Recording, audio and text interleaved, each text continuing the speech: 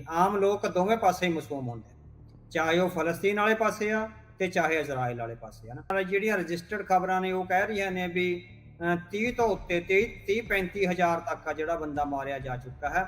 ਸੋ ਅਨਰਜਿਸਟਰਡ ਖਬਰਾਂ ਨੇ ਜਿਹੜੀਆਂ 50 ਹਜ਼ਾਰ ਤੱਕ ਵੀ ਕਹਿ ਸਕਦੀਆਂ। ਇਜ਼ਰਾਈਲੀਆਂ ਨੇ ਫੇਸਬੁੱਕ ਤੋਂ ਲੈ ਕੇ ਸੋਸ਼ਲ ਮੀਡੀਆ ਤੋਂ ਲੈ ਕੇ ਬੋਟਸ ਬਣਾਏ ਆ, ਟੈਕਨੀਕਲ ਟੀਮਾਂ ਕਿਸ ਤਰ੍ਹਾਂ ਕ੍ਰੀਏਟ ਕਰੀ, ਜਿੱਦਾਂ ਉਹ ਜੰਗ ਨੂੰ ਮੈਦਾਨ ਤੋਂ ਬਾਹਰ ਵੀ ਇੱਕ ਤਰ੍ਹਾਂ ਨਾਲ ਲੜ ਰਹੇ ਆ। ਇੰਟਰਨੈਸ਼ਨਲ ਕਮਿਊਨਿਟੀ ਉਹਨਾਂ ਨੂੰ ਕਹਿ ਰਹੀ ਹੈਗੀ ਆ ਵੀ ਇੱਕ ਤਾਂ ਉਹਨਾਂ ਦਾ ਰਮਜ਼ਾਨ ਦਾ ਮਹੀਨਾ ਚੱਲਦਾ ਵੀ ਇਹਦੇ ਵਿੱਚ ਸੀਜ਼ ਫਾਇਰ ਕਰ ਲਿਆ ਜਾਵੇ, ਪਰ ਉਹ ਜਿੱਦ ਤੇ ਅੜੇ ਹੋਇਆ। ਉਹ ਕਿਸੇ ਵੀ ਇੰਟਰਨੈਸ਼ਨਲ ਜਿਹੜਾ ਫੋਰਮ ਹੈਗਾ ਉਹਦੀ ਗੱਲ ਸੁਣਨ ਨੂੰ ਜਿਹੜੇ ਬੈਂਜਾਮਿਨ ਨੇਤਨਯਾਹੂ ਆ ਉਹ ਤਿਆਰ ਨਹੀਂ ਹੈਗੇ। ਯਹੂਦੀ ਕਾਮ ਨੇ ਬਹੁਤ ਵੱਡੇ ਵਿਦਵਾਨ ਦਿੱਤੇ ਆ, ਸੋ ਬਹੁਤ ਜ਼ਿਆਦਾ ਉਹਨਾਂ ਦੀ ਕੰਟਰੀਬਿਊਸ਼ਨ ਹੈਗੀ ਆ ਪੋਲੀਟੀਕਲ ਸਾਇੰਸ ਵਿੱਚ, ਦੂਸਰੀਆਂ ਜਿਹੜੀਆਂ ਸੋਸ਼ਲ ਸਾਇੰਸਿਸ ਆ ਉਹਦੇ ਵਿੱਚ। ਜਾਂ ਮਤਲਬ ਕਿ ਇੱਕ ਤਰ੍ਹਾਂ ਨਾਲ ਵਿਦਵਤਾ ਦਾ ਅੰਬਾਰ ਨੇ ਉਹ ਬੰਦੇ, ਜਿੰਨਾ ਉਹਨਾਂ ਨੇ ਐਜੂਕੇਸ਼ਨ ਤੇ ਲਾਇਆ ਆਪਣੇ ਯੂਨੀਵਰਸਿਟੀਜ਼ ਵਿੱਚ, ਇੰਟਰਨੈਸ਼ਨਲ ਯੂਨੀਵਰਸਿਟੀ ਵਿੱਚ ਜਿਹੜੇ ਉਹਨਾਂ ਦੇ ਵੱਡੇ ਵਿਦਵਾਨ ਬੈਠੇ ਨੇ, ਉਹਨਾਂ ਦੀ ਈਵਨ ਬਹੁਤ ਸਾਰਿਆਂ ਨੂੰ ਜਿਸ ਤਰ੍ਹਾਂ ਨੋਬਲ ਪ੍ਰਾਈਜ਼ਸ ਵੀ ਮਿਲੇ ਆ। ਸੋ ਉਹਨਾਂ ਦੀ ਇਹ ਸਿਵਲਾਈਜੇਸ਼ਨ ਲਈ ਇੱਕ ਕੰਟਰੀਬਿਊਸ਼ਨ ਆ। ਸੰਘਰਸ਼ ਹੈਗਾ 1950 ਦੇ ਵਿੱਚ ਹੀ ਸ਼ੁਰੂ ਹੋ ਜਾਂਦਾ ਹੈਗਾ ਥੋੜਾ ਥੋੜਾ, ਕਿਉਂਕਿ ਜਿਹੜੇ ਬੰਦੇ ਉਹ ਤੋਂ ਪਹਿਲਾਂ 8 ਸਾਲਾਂ ਤੱਕ ਜਿਹੜੇ ਗਾਜ਼ਾ ਦੇ ਲੋਕ ਨੇ ਤੇ ਵੈਸਟ ਬੈਂਕ ਦੇ ਲੋਕ ਨੇ ਉਹ ਇਜ਼ਰਾਈਲ ਦੀਆਂ ਹੱਦਾਂ ਤੇ ਆ ਕੇ ਆਪਣੀ ਹੋਮਲੈਂਡ ਲਈ ਸੰਘਰਸ਼ ਕਰਦੇ ਰਹੇ ਸੀਗੇ। ਉਦੋਂ ਤੋਂ ਇਹ ਆਜ਼ਾਦੀ ਤੋਂ ਪਹਿਲਾਂ 1948 ਦੀ ਆਜ਼ਾਦੀ ਤੋਂ ਪਹਿਲਾਂ ਹੀ ਹੈ ਨਾ। ਅਪ੍ਰੈਲ 1956 ਵਿੱਚ ਕੀ ਹੋਇਆ ਵੀ ਇੱਕ ਜਿਹੜਾ ਇਜ਼ਰਾਈਲੀ ਸੋਲਜਰ ਸੀ ਉਹਦਾ ਨਾਮ ਸੀਗਾ ਰॉय ਰੌਟਨਬਰਗ। ਉੱਥੇ ਉਹ ਗਾਜ਼ਾ ਦੇ ਵਿੱਚ ਜਿਹੜੇ ਫਲਸਤੀਨੀ ਵਾਲੇ ਪਾਸੇ ਲੋਕ ਬੈਠੇ ਨੇ ਉਹਨਾਂ ਦੇ ਕਿਤੇ ਹੱਥ ਚੜ ਗਿਆ ਤੇ ਉਹਨਾਂ ਨੇ ਬਹੁਤ ਬੁਰੀ ਤਰ੍ਹਾਂ ਕੁੱਟਿਆ ਮਾਰਿਆ ਤੇ ਉਹਨੂੰ ਕਤਲ ਕਰ ਦਿੱਤਾ। ਜਿਸ ਤਰ੍ਹਾਂ ਉਹਦੇ ਸਰੀਰ ਨੂੰ ਬਹੁਤ ਬੁਰੀ ਤਰ੍ਹਾਂ ਮਿਊਟੀਲੇਟ ਕਰਿਆ ਔਰ ਉਹਦੀਆਂ ਅੱਖਾਂ ਵੀ ਕੱਢ ਦਿੱਤੀਆਂ ਸੀ, ਹਨਾ।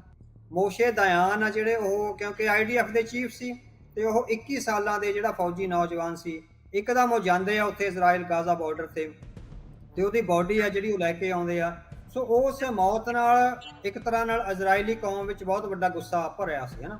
ਉਹਨੇ ਜੋ ਗੱਲਾਂ ਕਰੀਆਂ ਉਹ ਕਹਿੰਦੇ ਵੀ, ਕਹਿੰਦਾ ਇਹਦੇ ਲਈ ਜਿਹੜੇ ਗਾਜ਼ਾ ਦੇ ਲੋਕ ਆ ਉਹ ਜ਼ਿੰਮੇਵਾਰ ਨਹੀਂ ਆ, ਜ਼ਿੰਮੇਵਾਰ ਅਸੀਂ ਆ। ਇਹ ਮੋਸ਼ੇ ਦਾਇਆਨ ਨੇ ਕਿਹਾ ਸੀ, ਜਿਹੜੇ IDF ਦੇ ਮੁਖੀ ਆ। ਉਹ ਕਹਿੰਦਾ ਵੀ ਅਸੀਂ ਕਿੰਨੇ ਸਾਲਾਂ ਤੋਂ ਉਹਨਾਂ ਦੀ ਬੇਇੱਜ਼ਤੀ ਤੇ ਬੇਇੱਜ਼ਤੀ ਕਰ ਰਹੇ ਹੈਗੇ ਆ, ਹਨਾ। ਉਹ ਕਹਿੰਦਾ ਵੀ ਜਿਹੜੇ ਇਸ ਰਿਫਿਊਜੀ ਕੈਂਪ ਵਿੱਚ ਲੋਕ ਰਹਿ ਰਹੇ ਆ ਨਾ, ਜਾਂ ਤਾਂ ਇਹਨਾਂ ਵਿੱਚੋਂ ਹੀ ਜਾਂ ਫਿਰ ਇਹਨਾਂ ਦੇ ਜਿਹੜੇ ਬੱਚੇ ਪੈਦਾ ਹੋਏ ਆ ਉਹਨਾਂ ਵਿੱਚੋਂ ਜਦੋਂ ਬੱਚੇ ਜਵਾਨ ਹੋਣਗੇ ਉਹ ਸਾਡੇ ਵੱਲੋਂ ਕੀਤੀਆਂ ਹੋਈਆਂ ਵਧੀਕੀਆਂ ਦਾ ਜਿਹੜਾ ਬਦਲਾ ਲੈਣਗੇ। ਸੋ ਮੋਸ਼ੇ ਦਾਇਆਨ ਦੀ ਉਹ ਜਿਹੜੀ ਭਵਿੱਖਬਾਣੀ ਆ ਨਾ, 7 ਅਕਤੂਬਰ ਨੂੰ ਉਹ ਇੱਕ ਤਰ੍ਹਾਂ ਨਾਲ ਸੱਚੀ ਸਾਬਤ ਹੋਈ। ਜਿਹੜਾ ਹਮਾਸ ਦਾ ਲੀਡਰ ਹੈ ਨਾ ਯਹੀਆ ਸਿਨਵਰ, ਜਿਹਨੇ ਇਹ 7 ਅਕਤੂਬਰ ਵਾਲਾ ਜਿਹੜਾ ਅਟੈਕ ਮਾਸਟਰਮਾਈਂਡ ਕਰਿਆ, ਉਹ ਉਸੇ ਗਾਜ਼ਾ ਬਾਰਡਰ ਤੇ ਉਦੋਂ ਛੋਟੇ ਬੱਚੇ ਦੇ ਤੌਰ ਤੇ ਰਹਿ ਰਿਹਾ ਸੀ ਜਿੱਥੇ ਉਹਦਾ ਰੀਓ ਰੌਟਨਬਰਗ ਦਾ ਕਤਲ ਹੋਇਆ ਸੀ। 7-8 ਸਾਲ ਉਹਦੇ ਮਾਂ-ਬਾਪ ਆ ਜਿਹੜੇ ਉਸ ਗਾਜ਼ਾ ਬਾਰਡਰ ਤੇ ਰਫੂਜੀਆਂ ਦੀ ਹਾਲਤ ਵਿੱਚ ਰਹਿ ਰਹੇ ਸੀ। ਸੋ ਨੇਤਨਯਾਹੂ ਜਿਹੜਾ ਬਿਲਕੁਲ ਤਬਾਹੀ ਦਾ ਮੰਜ਼ਰ ਹੈ, ਸੋ ਬਿਲਕੁਲ ਤਬਾਹੀ ਹੀ ਲਿਆਉਣਾ ਚਾਹੁੰਦਾ ਹੈ। ਉਹਦਾ ਫਲਸਤੀਨੀਆਂ ਨਾਲ ਗੱਲ ਕਰਨ ਦਾ ਜਾਂ ਇੰਟਰਨੈਸ਼ਨਲ ਜਿਹੜੀਆਂ ਸੰਸਥਾਵਾਂ ਨੇ ਉਹਨਾਂ ਨਾਲ ਜਿਸ ਤਰ੍ਹਾਂ ਕੋਈ ਵੀ ਇਸ ਤਰ੍ਹਾਂ ਨਾਲ ਉਹ ਗੱਲ ਕਰਨ ਦਾ ਨਹੀਂ ਚਾਹੁੰਦਾ। ਉਹਨੇ ਨਾ ਮਤਲਬ ਕਿ ਉਹਨੇ ਤਾਂ ਆਪਣੇ ਲੋਕਾਂ ਨੂੰ ਵੀ ਇਹ ਦੱਸ ਦਿੱਤਾ ਹੈਗਾ ਵੀ ਜੇ ਇਹ ਇਜ਼ਰਾਈਲ ਦੀ ਜਿਹੜੀ ਉਹ ਹੈਗੀ ਹੈ ਨਾ, ਇਜ਼ਰਾਈਲ ਦਾ ਭਵਿੱਖ ਹੈ, ਉਹ ਹਮਾਸ ਨੂੰ ਤੇ ਫਲਸਤੀਨੀਆਂ ਨੂੰ ਖਤਮ ਕਰਕੇ ਹੀ ਹੋ ਸਕਦਾ ਹੈ ਨਾ। ਵੀ ਜਿਹੜੇ ਆਮ ਸਧਾਰਨ ਯਹੂਦੀ ਨੇ ਉਹਨਾਂ ਦਾ ਇਸ ਜੰਗ ਨਾਲ ਕੋਈ ਲੈਣਾ ਦੇਣਾ ਨਹੀਂ ਹੈ। ਉਹ ਆਪਣੀ ਧਰਤੀ ਨੂੰ ਪਿਆਰ ਕਰਦੇ ਆ, ਚਾਹੇ ਉਹ ਇਜ਼ਰਾਈਲੀ ਜਿਹੜੇ ਯਹੂਦੀ ਨੇ ਕਿਤੇ ਵੀ ਰਹਿੰਦੇ ਆ, ਇਜ਼ਰਾਈਲ ਉਹਨਾਂ ਦਾ ਹੋਮਲੈਂਡ ਹੈ। ਜਿਹੜੀ ਜੰਗ ਦੇ ਖਿਲਾਫ ਵਿਰੋਧ ਹੋ ਰਹੇ ਆ ਨਾ, ਉਹ ਜੰਗ ਦੇ ਖਿਲਾਫ ਜਿਹੜੇ ਵਿਰੋਧ ਆ ਉਹ ਜੰਗ ਦੇ ਖਿਲਾਫ ਨਹੀਂ ਰਹਿ ਗਏ। ਬਿਲਕੁਲ ਉਸੇ ਤਰ੍ਹਾਂ ਜਿਸ ਤਰ੍ਹਾਂ ਆਪਾਂ ਕਹਿ ਸਕਦੇ ਵੀ ਨੇਤਨਯਾਹੂ ਦੀ ਜੰਗ ਆ ਜਿਹੜੀ, ਉਹ ਕੁਝ ਲੋਕਾਂ ਦੇ ਖਿਲਾਫ ਨਹੀਂ ਰਹਿ ਗਈ, ਇੱਕ ਪੂਰੀ ਕੌਮ ਦੇ ਖਿਲਾਫ ਸਿੱਧਤ ਹੋਈ ਆ। ਵੀ ਜਿਹੜੇ ਮੁਜਾਰੇ ਜੰਗ ਦੇ ਖਿਲਾਫ ਹੋ ਰਹੇ ਆ ਉਹ ਡੈਮੋਕ੍ਰੈਟਿਕ ਪ੍ਰੋਸੈਸ ਵਿੱਚ ਨਹੀਂ ਰਹੇ, ਉਹ ਵੀ ਆਪਣੀਆਂ ਹੱਦਾਂ ਪਾਰ ਕਰ ਗਏ ਨੇ। ਔਰ ਜਿਹੜੇ ਉੱਥੇ 15-15, 16-16 ਜਾਂ 13-13 ਸਾਲ ਦੇ ਬੱਚੇ ਪੜ੍ਹ ਰਹੇ ਆ, ਉਹਨਾਂ ਦਾ ਕੀ ਕਸੂਰ ਹੈ? ਜਿਹੜੇ ਜੂਸ ਦੇ ਬੱਚੇ ਪੜ੍ਹ ਰਹੇ ਆ, ਇਹ ਸਿੱਖਾਂ ਨਾਲ ਵੀ ਵਾਪਰਿਆ। ਆਪਾਂ ਵੀ ਦੇਖਿਆ ਵੀ ਇਸੇ 1984 ਤੋਂ ਬਾਅਦ ਇਹੋ ਜਿਹਾ ਵਰਤਾਰਾ ਸਮੁੱਚੀ ਸਿੱਖ ਕੌਮ ਨਾਲ ਵਾਪਰਿਆ। ਉਹ ਤੋਂ ਪਹਿਲਾਂ ਮੈਂ ਕਈ ਵਾਰ ਉਹ ਤੋਂ ਬਾਅਦ ਜਦੋਂ ਹਰਿਆਣੇ ਵਿੱਚ ਸਫ਼ਰ ਕਰੀਦਾ ਸੀ ਤਾਂ ਜਾਣ-ਬੁੱਝ ਕੇ ਸਿਗਰਟ ਪੀਣ ਲੱਗ ਜਾਂਦੇ ਸੀ ਬੰਦੇ, ਹਨਾ। ਸੋ ਉਹ ਸਾਨੂੰ ਦਿਖਾਉਣ ਲਈ ਪੀਂਦੇ ਸੀ। ਬੇਸ਼ੱਕ ਉਹ ਪਹਿਲਾਂ ਆਰਾਮ ਨਾਲ ਬੈਠੇ ਹੋਣ, ਪਰ ਜਦੋਂ ਸਰਦਾਰ ਬੰਦਾ ਵੜਿਆ ਤਾਂ ਉਹ ਜਾਣ-ਬੁੱਝ ਕੇ ਸਿਗਰਟ ਪੀਂਦੇ ਸੀ। ਫਲਸਤੀਨ ਦੇ ਹੱਕਾਂ ਦੀ ਰਾਖੀ ਕਰਦਿਆਂ ਯਹੂਦੀਆਂ ਦੇ ਕਤਲੇਆਮ ਦੇ ਲਲਕਾਰੇ ਮਾਰਨੇ ਇਹ ਕਿਸੇ ਵੀ ਤਰ੍ਹਾਂ ਜਾਇਜ਼ ਨਹੀਂ ਠਹਿਰਾਇਆ ਜਾ ਸਕਦਾ। ਤੁਸੀਂ ਪਿਛਲੇ 10 ਸਾਲਾਂ ਤੋਂ ਦੇਖੋ ਵੀ ਭਾਰਤ ਦੇ ਜਿਹੜੇ ਮੇਨ ਚੈਨਲ ਨੇ ਉਹ ਕੋਈ ਵੀ ਮੌਕਾ ਨਹੀਂ ਖਿਜਾਉਂਦੇ ਜਦੋਂ ਸਿੱਖਾਂ ਦੇ ਖਿਲਾਫ ਜ਼ਹਿਰੀਲੀ ਨਫ਼ਰਤ ਨਾ ਫੈਲਾਉਣਾ ਹੋਵੇ। ਸਹੀ ਗੱਲ। ਜਿਹੜੀ ਬਹੁ ਗਿਣਤੀ ਦਾ ਜਿਹੜਾ ਇੱਕ ਅਪਰ ਵਰਗ ਆ, ਜਿਹੜਾ ਜਾਤ ਵਿਭਾਨੀ ਵਰਗ ਆ, ਉਹ ਜਿਹੜਾ ਉੱਥੇ ਬੈਠਾ ਹੈ, ਉਹਦੇ ਮਨ ਵਿੱਚ ਸਿੱਖਾਂ ਦੇ ਖਿਲਾਫ ਜਿਹੜੀ ਜ਼ਹਿਰ ਹੈਗੀ ਆ, ਉਹ ਲਗਾਤਾਰ ਰਿਫਲੈਕਟ ਹੋ ਰਹੀ ਹੈ। ਜੇ ਉਹ ਕਹਿੰਦਾ ਵੀ ਥਾਲੀਆਂ ਵਜਾਓ ਤਾਂ ਪੂਰਾ ਭਾਰਤ ਥਾਲੀਆਂ ਵਜਾਉਂਦਾ, ਜੇ ਉਹ ਕਹਿੰਦਾ ਵੀ ਦੀਵੇ ਬਾਲੋ ਤਾਂ ਸਮੁੱਚਾ ਭਾਰਤ ਉਹਨੂੰ ਲੀਡਰ ਮੰਨ ਕੇ ਦੀਵੇ ਬਾਲਦਾ। ਪਰ ਜਦੋਂ ਉਹ ਛੋਟੇ ਸਾਹਿਬਜ਼ਾਦਿਆਂ ਦਾ ਸ਼ਹੀਦੀ ਦਿਨ ਮਨਾਉਂਦਾ, ਕੋਈ ਵੀ ਬੰਦਾ ਸਿੱਖਾਂ ਦੇ ਨਾਲ ਨਹੀਂ ਖੜਦਾ। ਤੁਸੀਂ ਦੇਖੋ ਨਾ ਵੀ ਤੁਸੀਂ ਫਰਕ ਦੇਖੋ। ਸੋ ਉਹ ਜੈਨੋਸਾਈਡਲ ਇੰਪਲਸ ਨੂੰ ਜਿਹੜੇ ਹੈਗੀ ਆ ਉਹ ਉਭਾਰਦੇ ਹੈਗੇ ਆ। ਸੋ ਇਸੇ ਤਰ੍ਹਾਂ ਦੀ ਜੈਨੋਸਾਈਡਲ ਇੰਪਲਸ ਆ ਜਿਹੜੀ ਉਹ ਯਹੂਦੀਆਂ ਦੇ ਖਿਲਾਫ ਉਭਾਰੀ ਜਾ ਰਹੀ। ਕੋਈ ਨੇਤਨਯਾਹੂ ਵਰਗੇ ਕੁਝ ਲੋਕਾਂ ਦੀਆਂ ਗਲਤੀਆਂ ਦਾ ਜਿਹੜਾ ਸਿਲਾ ਹੈ ਅਸੀਂ ਸਮੁੱਚੀ ਯਹੂਦੀ ਕੌਮ ਨੂੰ ਨਹੀਂ ਦੇ ਸਕਦੇ। ਉਹਨਾਂ ਦਾ ਆਪਣਾ ਇੱਕ ਰਿਸਪੈਕਟੇਬਲ ਥਾਂ ਹੈ ਸੁਸਾਇਟੀ ਵਿੱਚ, ਜਿਹੜੀ ਕਿ ਬਣੀ ਰਹਿਣੀ ਚਾਹੀਦੀ ਆ ਇਸ ਸਿਵਲਾਈਜ਼ਡ ਵਰਲਡ ਵਿੱਚ। ਇੱਕ ਹਲੇ ਉਸ ਤਰ੍ਹਾਂ ਦੀ ਵਾਰ ਵਿੱਚ ਨਹੀਂ ਨੇ ਜਿਸ ਤਰ੍ਹਾਂ ਦੀ ਵਾਰ ਵਿੱਚ ਫਲਸਤੀਨ ਹੈਗਾ, ਹਨਾ। ਸਿੱਖਾਂ ਦਾ ਆਇਡੈਂਟੀਟੀ ਕ੍ਰਾਈਸਿਸ ਹੈ। ਸੋ ਉਹ ਆਇਡੈਂਟੀਟੀ ਕ੍ਰਾਈਸਿਸ ਇਹ ਹੈਗਾ ਵੀ ਸਿੱਖਾਂ ਦੀ ਅਸਿਮੀਲੇਸ਼ਨ ਹੋ ਸਕਦੀ ਆ, ਫਲਸਤੀਨੀਆਂ ਦੀ ਅਸਿਮੀਲੇਸ਼ਨ ਨਹੀਂ ਹੋ ਸਕਦੀ। ਜੇ ਅਸੀਂ ਅਕਿਊਟ ਤੋਂ ਅਕਿਊਟ ਸਿਚੁਏਸ਼ਨ 'ਚ ਵੀ ਹੋਈਏ, ਮਾਰੇ ਜਾਣ ਤੱਕ ਦੀ ਸਥਿਤੀ ਵਿੱਚ ਵੀ ਹੋਈਏ, ਉਸ ਵੇਲੇ ਵੀ ਸਿੱਖ ਗੁਰੂ ਸਾਹਿਬਾਨ ਦਾ ਇਹ ਸਿਧਾਂਤ ਆ ਵੀ ਅਸੀਂ ਨਿਰਦੋਸ਼ ਦਾ ਕਤਲ ਨਹੀਂ ਕਰਨਾ। ਦੁਨੀਆ ਵਿੱਚ ਨਾ ਦੋ ਕੌਮਾਂ ਨੂੰ ਚੂਜ਼ਨ ਪੀਪਲ ਮੰਨਿਆ ਜਾਂਦਾ, ਇੱਕ ਯਹੂਦੀਆਂ ਨੂੰ, ਇੱਕ ਸਿੱਖਾਂ ਨੂੰ। ਜਿਹੜੇ ਚੂਜ਼ਨ ਪੀਪਲ ਹੁੰਦੇ ਆ ਨਾ, ਚੂਜ਼ਨ ਪੀਪਲ ਅਕਾਲ ਪੁਰਖ ਵੱਲੋਂ ਸਿਰਜੀਆਂ ਹੋਈਆਂ ਕੌਮਾਂ ਹੁੰਦੀਆਂ। ਸੋ ਯਹੂਦੀ ਔਰ ਸਿੱਖ ਨੇ ਜਿਹੜੇ ਇਹ ਅਕਾਲ ਪੁਰਖ ਵੱਲੋਂ ਸਿਰਜੀਆਂ ਹੋਈਆਂ ਕੌਮਾਂ ਨੇ। ਮਨੁੱਖਤਾ ਦੇ ਕਿਸੇ ਬਹੁਤ ਵੱਡੇ ਕਾਰਜ ਨੂੰ ਕਰਨ ਲਈ ਗੁਰੂ ਮਹਾਰਾਜ ਵੱਲੋਂ, ਅਕਾਲ ਪੁਰਖ ਵੱਲੋਂ ਆਪ ਸਿਰਜੇ ਹੋਏ ਹੁੰਦੇ ਆ। ਸੋ ਜਦੋਂ ਉਹ ਸਿਰਜਣਾ ਦੇ ਕਾਰਜ ਵਿੱਚ ਉਹਨਾਂ ਤੇ ਬਹੁਤ ਸਾਰੇ ਡਿਸਿਪਲਿਨ ਹੁੰਦੇ ਆ, ਪਾਬੰਦੀਆਂ ਹੁੰਦੀਆਂ ਉਹਨਾਂ ਦੇ ਜੀਵਨ ਵਿੱਚ। ਉਹ ਇਹ ਕੌਮਾਂ ਉਹ ਸਾਰਾ ਕੁਝ ਗੰਦਮੰਦ ਨਹੀਂ ਕਰ ਸਕਦੀਆਂ ਜਿਹੜੇ ਬਾਰਕੀ ਲੋਕ ਕਰਦੇ ਆ। ਜਿੱਦਾਂ ਕਹਿੰਦੇ ਨੇ ਵੀ ਜੰਗ ਤੇ ਪਿਆਰ ਵਿੱਚ ਸਾਰਾ ਕੁਝ ਜਾਇਜ਼ ਹੈ, ਸਿੱਖਾਂ ਲਈ ਇਹ ਨਹੀਂ ਹੈ। ਸਿੱਖਾਂ ਲਈ ਜੰਗ ਵਿੱਚ ਵੀ, ਸਿੱਖ ਤਾਂ ਜੰਗ ਵਿੱਚ ਵੀ ਆਪਣੇ ਦੁਸ਼ਮਣਾਂ ਨੂੰ ਪਾਣੀ ਪਿਲਾਉਣ ਦਾ ਕਨਸੈਪਟ ਹੈ।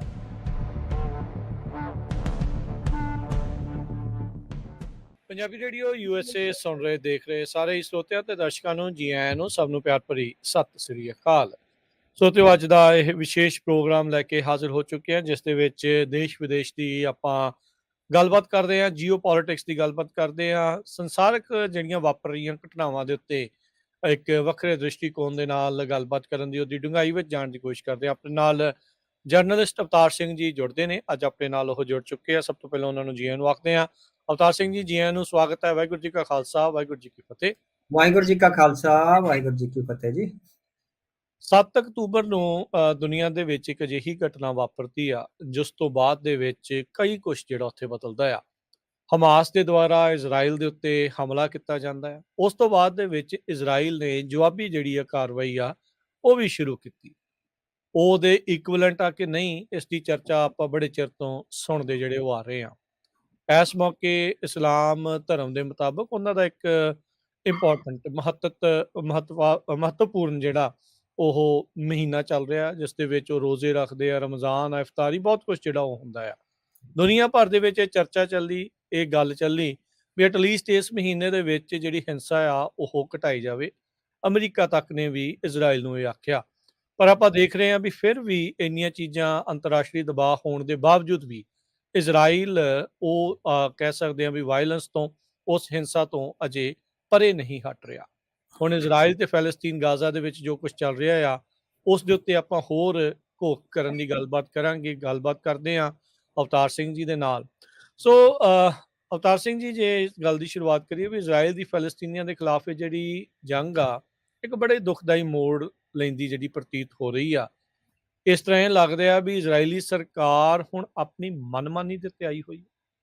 ਹਾਂਜੀ ਹਾਂਜੀ, ਸੋ ਇਹ ਕਾਫੀ ਦੇਰ ਤੋਂ ਅਸੀਂ ਦੇਖ ਰਹੇ ਹਾਂ, ਜਦੋਂ ਤੋਂ ਅਟੈਕ ਹੋਇਆ 7 ਅਕਤੂਬਰ ਤੋਂ ਹੀ। ਸੋ ਇਜ਼ਰਾਈਲ ਦੇ ਪ੍ਰਧਾਨ ਮੰਤਰੀ ਬੈਂਜਾਮਿਨ ਨੇਤਨਯਾਹੂ ਨੇ ਜਿਸ ਕਰੂਰਤਾ ਨਾਲ ਇਹ ਜੰਗ ਹੋਈ, ਠੀਕ ਹੈ, ਹਮਲਾ ਹੋਇਆ ਸੀ, ਅਸੀਂ ਹਮਲੇ ਦੀ ਜਿਸ ਤਰ੍ਹਾਂ ਹਮਾਇਤ ਨਹੀਂ ਕਰਦੇ, ਜਿਹੜਾ ਇਜ਼ਰਾਈਲ ਤੇ ਵੀ ਹੋਇਆ ਹਮਲਾ, ਉਹਦੀ ਅਸੀਂ ਹਮਾਇਤ ਨਹੀਂ ਕਰਦੇ ਹੈਗੇ। ਸੋ ਬੇਕਸੂਰ ਬੱਚਿਆਂ ਨੂੰ ਜਾਂ ਜਿਹੜੇ ਆਮ ਲੋਕ ਆਪਣਾ ਫੈਸਟੀਵਲ ਮਨਾ ਰਹੇ ਹੈਗੇ, ਸੋ ਉਹਨਾਂ ਦਾ ਕਿਸੇ ਵੀ ਤਰ੍ਹਾਂ, ਉਹਨਾਂ ਦਾ ਇਸ ਸਮੁੱਚੇ ਜਿਹੜਾ ਸੰਕਟ ਆ ਉਹਦੇ ਨਾਲ ਕੋਈ ਬਹੁਤਾ ਲੈਣਾ ਦੇਣਾ ਨਹੀਂ। ਆਮ ਲੋਕ ਦੋਵੇਂ ਪਾਸੇ ਹੀ ਮਾਸੂਮ ਹੁੰਦੇ ਨੇ, ਚਾਹੇ ਉਹ ਫਲਸਤੀਨ ਵਾਲੇ ਪਾਸੇ ਆ ਤੇ ਚਾਹੇ ਇਜ਼ਰਾਈਲ ਵਾਲੇ ਪਾਸੇ ਆ ਨਾ। ਸੋ ਮਾਸੂਮ ਲੋਕਾਂ ਦਾ ਜਿਹੜਾ ਕਤਲੇਆਮ ਆ ਕਿਸੇ ਵੀ ਲਹਿਰ ਵੱਲੋਂ ਕਰਨਾ, ਜਿਹੜਾ ਸਿਰਫ ਆਪਣੇ ਰਾਜਨੀਤਿਕ ਇਰਾਦਿਆਂ ਨੂੰ ਅੱਗੇ ਵਧਾਉਣ ਲਈ, ਇਹ ਦੁਖਦਾਈ ਹੁੰਦਾ ਹੈ ਨਾ। ਸੋ ਇਸ ਲਈ ਜਿਹੜਾ ਫਲਸਤੀਨੀਆਂ ਵੱਲੋਂ ਜਾਂ ਹਮਾਸ ਵੱਲੋਂ ਕੀਤਾ ਗਿਆ, ਸੋ ਉਹ ਵੀ ਇੱਕ ਦੁਖਦਾਈ ਪਹਿਲੂ ਸੀ, ਉਹ ਨਿੰਦਣਯੋਗ ਪਹਿਲੂ ਆ, ਕਿਉਂਕਿ ਜੇ ਉਹਨਾਂ ਦੀ ਲੜਾਈ ਪੋਲੀਟੀਕਲ ਲੀਡਰਾਂ ਨਾਲ ਜਾਂ ਫੌਜ ਨਾਲ ਹੈ, ਤਾਂ ਨਿਸ਼ਾਨੇ ਵੀ ਫੌਜ ਤੇ ਪੋਲੀਟੀਕਲ ਲੀਡਰਸ਼ਿਪ ਹੋਣੀ ਚਾਹੀਦੀ ਹੈ, ਆਮ ਲੋਕ ਨਹੀਂ ਹੋਣੇ ਚਾਹੀਦੇ। ਸੋ ਇਹ ਦੁਖਦਾਈ ਪਹਿਲੂ ਆ ਇਸ ਜੰਗ ਦਾ, ਹਨਾ। ਸੋ ਇਹਦੇ ਚੋਂ ਹੁਣ ਤੱਕ ਜਿੰਨਾ ਹੋਏਗਾ ਵੀ 4-5 ਮਹੀਨਿਆਂ ਚੋਂ ਜਿੰਨਾ ਕੋਈ ਲਹੂ ਵਗ ਚੁੱਕਿਆ ਲਗਭਗ, ਜੇ ਅਨਰਜਿਸਟਰਡ ਖਬਰਾਂ ਨੇ, ਜਿਹੜੀਆਂ ਰਜਿਸਟਰਡ ਖਬਰਾਂ ਨੇ, ਉਹ ਕਹਿ ਰਹੀਆਂ ਨੇ ਵੀ 30 ਤੋਂ ਉੱਤੇ 30-35 ਹਜ਼ਾਰ ਤੱਕ ਆ ਜਿਹੜਾ ਬੰਦਾ ਮਾਰਿਆ ਜਾ ਚੁੱਕਾ ਹੈ। ਸੋ ਅਨਰਜਿਸਟਰਡ ਖਬਰਾਂ ਨੇ ਜਿਹੜੀਆਂ 50,000 ਤੱਕ ਵੀ ਕਹਿ ਸਕਦੀਆਂ ਨੇ। ਇਹਦੇ ਨਾਲ ਜਿਹੜੇ ਡਿਸਪਲੇਸ ਹੋਏ ਨੇ, ਘਰੋਂ ਬੇਘਰ ਹੋਏ ਆ, ਜਿਹੜੇ ਜ਼ਖਮੀ ਹੋ ਗਏ, ਜਿਨ੍ਹਾਂ ਦੇ ਘਰ ਤਬਾਹ ਕਰ ਦਿੱਤੇ ਗਏ, ਮਤਲਬ ਕਿ ਇਹ ਬਹੁਤ ਕੁਛ ਆ ਜਿਹੜਾ ਬੜਾ ਦੁਖਦਾਈ ਆ ਮਨੁੱਖਤਾ ਦੀ। ਅਸੀਂ 21ਵੀਂ ਸਦੀ ਦੇ ਜਿਹੜੇ ਸੱਭਿਅਕ ਸਮਾਜ ਵਿੱਚ ਰਹਿ ਰਹੇ ਹਾਂ, ਉਹਦੇ ਵਿੱਚ ਜੇ ਹਲੇ ਵੀ ਅਸੀਂ 17ਵੀਂ ਜਾਂ 18ਵੀਂ ਸਦੀ ਵਾਲੇ ਟੈਕਟਿਕਸ ਅਪਣਾ ਰਹੇ ਹੈਗੇ ਆ, ਆਪਣੇ ਜਿਹੜੇ ਪੋਲੀਟੀਕਲ ਤੇ ਡੈਮੋਕ੍ਰੈਟਿਕ ਜਿਹੜੇ ਮਸਲੇ ਆ ਉਹਨਾਂ ਨੂੰ ਸੁਲਝਾਉਣ ਲਈ, ਤਾਂ ਇਹਦਾ ਮਤਲਬ ਆ ਸਾਡੀ ਸੱਭਿਅਤਾ ਦੇ ਸਾਹਮਣੇ, ਹਿਊਮਨ ਸਿਵਲਾਈਜੇਸ਼ਨ ਦੇ ਸਾਹਮਣੇ ਇੱਕ ਬਹੁਤ ਵੱਡਾ ਜਿਹੜਾ ਹੈਗਾ ਸਵਾਲ ਹੈਗਾ। ਸੋ ਬੈਂਜਾਮਿਨ ਨੇਤਨਯਾਹੂ ਆਪਾਂ ਜਿਸ ਤਰ੍ਹਾਂ ਕਹਿ ਸਕਦੇ ਹਾਂ ਵੀ ਕਠੋਰਤਾ ਕਾਰਨ, ਇਹ ਆਪਣੀ ਜਿੱਦ ਕਾਰਨ ਆ, ਜਿਹੜੇ ਹੁਣ ਜੰਗ ਨੂੰ ਇਸ ਮੋੜ ਤੇ ਲਾਇਆ ਆ ਜਿੱਥੇ ਉਹ ਕਿਸੇ ਵੀ ਇੰਟਰਨੈਸ਼ਨਲ ਨਾ ਲੀਡਰ ਦੀ ਸੁਣ ਰਹੇ। ਹਾਲਾਂਕਿ ਸਮੁੱਚੇ ਆਪਾਂ ਇੱਕ ਪ੍ਰੋਗਰਾਮ ਕਰਿਆ ਸੀ ਵੀ ਜਿਹਦੇ ਵਿੱਚ ਦੱਸਿਆ ਸੀ ਵੀ ਕਿਸ ਤਰ੍ਹਾਂ ਇਜ਼ਰਾਈਲੀਆਂ ਨੇ ਫੇਸਬੁੱਕ ਤੋਂ ਲੈ ਕੇ, ਸੋਸ਼ਲ ਮੀਡੀਆ ਤੋਂ ਲੈ ਕੇ ਬੋਟਸ ਬਣਾਏ ਆ, ਟੈਕਨੀਕਲ ਟੀਮਾਂ ਕਿਸ ਤਰ੍ਹਾਂ ਕ੍ਰੀਏਟ ਕਰੀ, ਜਿੱਦਾਂ ਉਹ ਜੰਗ ਨੂੰ ਮੈਦਾਨ ਤੋਂ ਬਾਹਰ ਵੀ ਇੱਕ ਤਰ੍ਹਾਂ ਨਾਲ ਲੜ ਰਹੇ ਆ। ਸੋ ਉਸ ਜੰਗ ਵਿੱਚ ਉਹਨਾਂ ਨੇ ਸਮੁੱਚੀਆਂ ਜਿਹੜੀਆਂ ਅਮਰੀਕਾ, ਕੈਨੇਡਾ ਜਾਂ ਯੂਕੇ ਜਾਂ ਹੋਰ ਜਿਹੜੇ ਮੁਲਕ ਨੇ, ਉਹਨਾਂ ਦੀ ਇੱਕ ਤਰ੍ਹਾਂ ਨਾਲ ਨੈਸ਼ਨਲ, ਇੰਟਰਨੈਸ਼ਨਲ, ਇਨਡਾਇਰੈਕਟ ਜਾਂ ਡਾਇਰੈਕਟ ਸਹਾਇਤਾ ਲਈ ਹੈਗੀ ਹੈ ਨਾ। ਪਰ ਹੁਣ ਉਹਨਾਂ ਦੀ ਜ਼ਿੰਮੇਵਾਰੀ ਵੀ ਇਹ ਬਣਦੀ ਸੀ ਵੀ ਜਦੋਂ ਇੰਟਰਨੈਸ਼ਨਲ ਕਮਿਊਨਿਟੀ ਉਹਨਾਂ ਨੂੰ ਕਹਿ ਰਹੀ ਹੈਗੀ ਆ ਵੀ ਇੱਕ ਤਾਂ ਉਹਨਾਂ ਦਾ ਰਮਜ਼ਾਨ ਦਾ ਮਹੀਨਾ ਚੱਲਦਾ ਹੈ ਵੀ ਇਹਦੇ ਵਿੱਚ ਸੀਜ਼ ਫਾਇਰ ਕਰ ਲਿਆ ਜਾਵੇ, ਪਰ ਉਹ ਜਿੱਦ ਤੇ ਅੜੇ ਹੋਇਆ। ਉਹ ਕਿਸੇ ਵੀ ਇੰਟਰਨੈਸ਼ਨਲ ਜਿਹੜਾ ਫੋਰਮ ਹੈਗਾ ਉਹਦੀ ਗੱਲ ਸੁਣਨ ਨੂੰ ਜਿਹੜੇ ਬੈਂਜਾਮਿਨ ਨੇਤਨਯਾਹੂ ਆ ਉਹ ਤਿਆਰ ਨਹੀਂ ਹੈਗੇ। ਸੋ ਇੱਕ ਡਿਫਰੈਂਟ ਅਪਰੋਚ ਆ ਜਿਹੜੀ ਉਹਦੇ ਚੋਂ ਲੈ ਕੇ ਆ ਰਹੇ ਨੇ, ਸਿਸਟਮ ਚੋਂ ਲੈ ਕੇ ਆ ਰਹੇ ਨੇ, ਜਿਹੜੀ ਕਿ ਉਹਨਾਂ ਲਈ ਅੱਗੇ ਹਰਡਲਸ ਬਣ ਸਕਦੀ, ਉਹਨਾਂ ਲਈ ਅੜਿੱਕੇ। ਹੁਣ ਤਾਂ ਇੱਥੋਂ ਤੱਕ ਗੱਲਾਂ ਤੁਰ ਲੀਆਂ ਨੇ ਵੀ ਇਹਨਾਂ ਨੂੰ ਗੱਦੀ ਤੋਂ ਲਾਹ ਦਿੱਤਾ ਜਾਵੇ, ਹਨਾ। ਬਿਲਕੁਲ ਜੀ। ਸੋ ਪਿਛਲੇ ਦਿਨ ਹੀ ਆਪਾਂ ਦੇਖਿਆ ਵੀ ਜਿਹੜੀ ਏਡ ਕਾਨਵਾਈ ਸੀਗੀ ਉਹਦੇ ਤੇ ਹਮਲਾ ਹੋਇਆ, ਉਹਦੇ ਚ ਬਹੁਤ ਸਾਰੇ ਜਿਹੜੇ ਲੋਕ ਆ ਉਹ ਮਾਰੇ ਗਏ ਆ। ਸੋ ਜਿਹੜੀ ਏਡ ਕਾਨਵਾਈਜ਼ ਆ ਘੱਟੋ ਘੱਟ ਉਹ ਰੈੱਡ ਕਰਾਸ ਦੇ ਥੱਲੇ ਜਾਂ ਵਾਈਟ ਝੰਡੇ ਦੇ ਥੱਲੇ ਚੱਲਦੀਆਂ, ਪਰ ਉਹਨਾਂ ਨੂੰ ਵੀ ਜਦੋਂ ਨਹੀਂ ਬਖਸ਼ਿਆ ਜਾਂਦਾ। ਸੋ ਇਹ ਕਾਫੀ ਜਿਹੜਾ ਹੈਗਾ ਦੁਖਦਾਈ ਹੈ। ਦੂਸਰੇ ਪਾਸੇ ਆਪਣੇ ਇੰਨੇ ਮਿਲਟਰੀ ਮਾਈਟ ਦੇ ਬਾਵਜੂਦ ਇੰਨਾ ਵੱਡਾ, ਜਿੱਦਾਂ 4-5 ਮਹੀਨਿਆਂ ਤੋਂ ਅਕਤੂਬਰ ਤੋਂ ਲਾ ਲਓ, ਹਾਲੇ ਵੀ ਜਿਹੜੇ ਉਹਨਾਂ ਨੇ ਬੰਦੀ ਬਣਾਏ ਸੀ, ਜਿੰਨੇ ਕੁ ਉਹਨਾਂ ਨੇ ਆਪਣੀ ਰਜ਼ਾ ਨਾਲ ਛੱਡੇ ਆ ਉਹ ਬੰਦੇ ਛੱਡੇ ਗਏ ਆ, ਬਾਕੀ ਹਲੇ ਵੀ ਉਹਨਾਂ ਦੇ ਕੋਲ ਨੇ, ਹਨਾ। ਸੋ ਇਸ ਕਰਕੇ ਇਹ ਜਿਹੜਾ ਸਾਰਾ ਚੱਲ ਰਿਹਾ ਉਹਦੇ ਚੋਂ ਸਾਨੂੰ ਲੱਗਦਾ ਵੀ ਹੁਣ ਜਿਹੜੇ ਬੈਂਜਾਮਿਨ ਨੇਤਨਯਾਹੂ ਆ ਉਹ ਇੰਟਰਨੈਸ਼ਨਲ ਕਮਿਊਨਿਟੀ ਤੋਂ ਆਈਸੋਲੇਟ ਹੁੰਦੇ ਜਾ ਰਹੇ, ਉਹ ਜਿੱਦ ਕਰ ਰਹੇ ਨੇ। ਸੋ ਜਿਸ ਕਿਸਮ ਦਾ ਆਪਰੇਸ਼ਨ ਇਨੀਸ਼ੀਅਲੀ ਹੋਣਾ ਚਾਹੀਦਾ ਸੀ ਉਹ ਇੱਕ ਅੱਧੇ ਮਹੀਨੇ 'ਚ ਜਿਹੜਾ ਕਰ ਲਿਆ ਜਾਣਾ ਚਾਹੀਦਾ ਸੀ, ਹੁਣ ਕਾਫੀ ਜ਼ਿਆਦਾ ਖਤਰਨਾਕ ਮੋੜ ਤੇ ਪਹੁੰਚ ਗਈ ਹੋਈ ਹੈ। ਹਮਾਸ ਦੀ ਲੀਡਰਸ਼ਿਪ ਵੱਲੋਂ ਵੀ ਲਗਾਤਾਰ, ਹਾਲਾਂਕਿ ਉਹਨਾਂ ਵੱਲੋਂ ਹੁਣ ਕੋਸ਼ਿਸ਼ਾਂ ਆ ਰਹੀਆਂ ਨੇ ਵੀ ਸੀਜ਼ ਫਾਇਰ ਹੋ ਜੇ ਜਾਂ ਕਿਸੇ ਨਾ ਕਿਸੇ ਤਰ੍ਹਾਂ ਜਿਹੜੀ ਹੈਗੀ ਗੱਲ ਮੁਕਾ ਹੋ ਜੇ, ਪਰ ਹੁਣ ਜਿਹੜਾ ਦੁਖਦਾਈ ਪਹਿਲੂ ਆ ਵੀ ਜਿੰਨੇ ਲੋਕ ਮਾਰੇ ਗਏ ਆ ਉਹਦਾ ਸਭ ਤੋਂ ਜ਼ਿਆਦਾ ਇੱਕ ਦੁਖਦਾਈ ਪਹਿਲੂ ਆ। ਸੋ ਇਜ਼ਰਾਈਲ ਵਾਲੇ ਪਾਸੇ ਵੀ 1200 ਤੋਂ 1400 ਬੰਦਾ ਉਸ ਦਿਨ ਮਾਰਿਆ ਗਿਆ ਸੀ। ਉਸ ਤੋਂ ਬਾਅਦ ਹੁਣ 1200-1400 ਬੰਦਿਆਂ ਦਾ ਬਦਲਾ ਲੈਣ ਲਈ ਤੁਸੀਂ 30-35 ਹਜ਼ਾਰ ਬੰਦਾ ਮਾਰਦੇ ਹੋ। ਸੋ ਇਹ ਵੀ ਸਾਨੂੰ ਲੱਗਦਾ ਵੀ ਕਿਤੇ ਨਾ ਕਿਤੇ ਇੱਕ ਦੁਖਦਾਈ ਪਹਿਲੂ ਹੈਗਾ।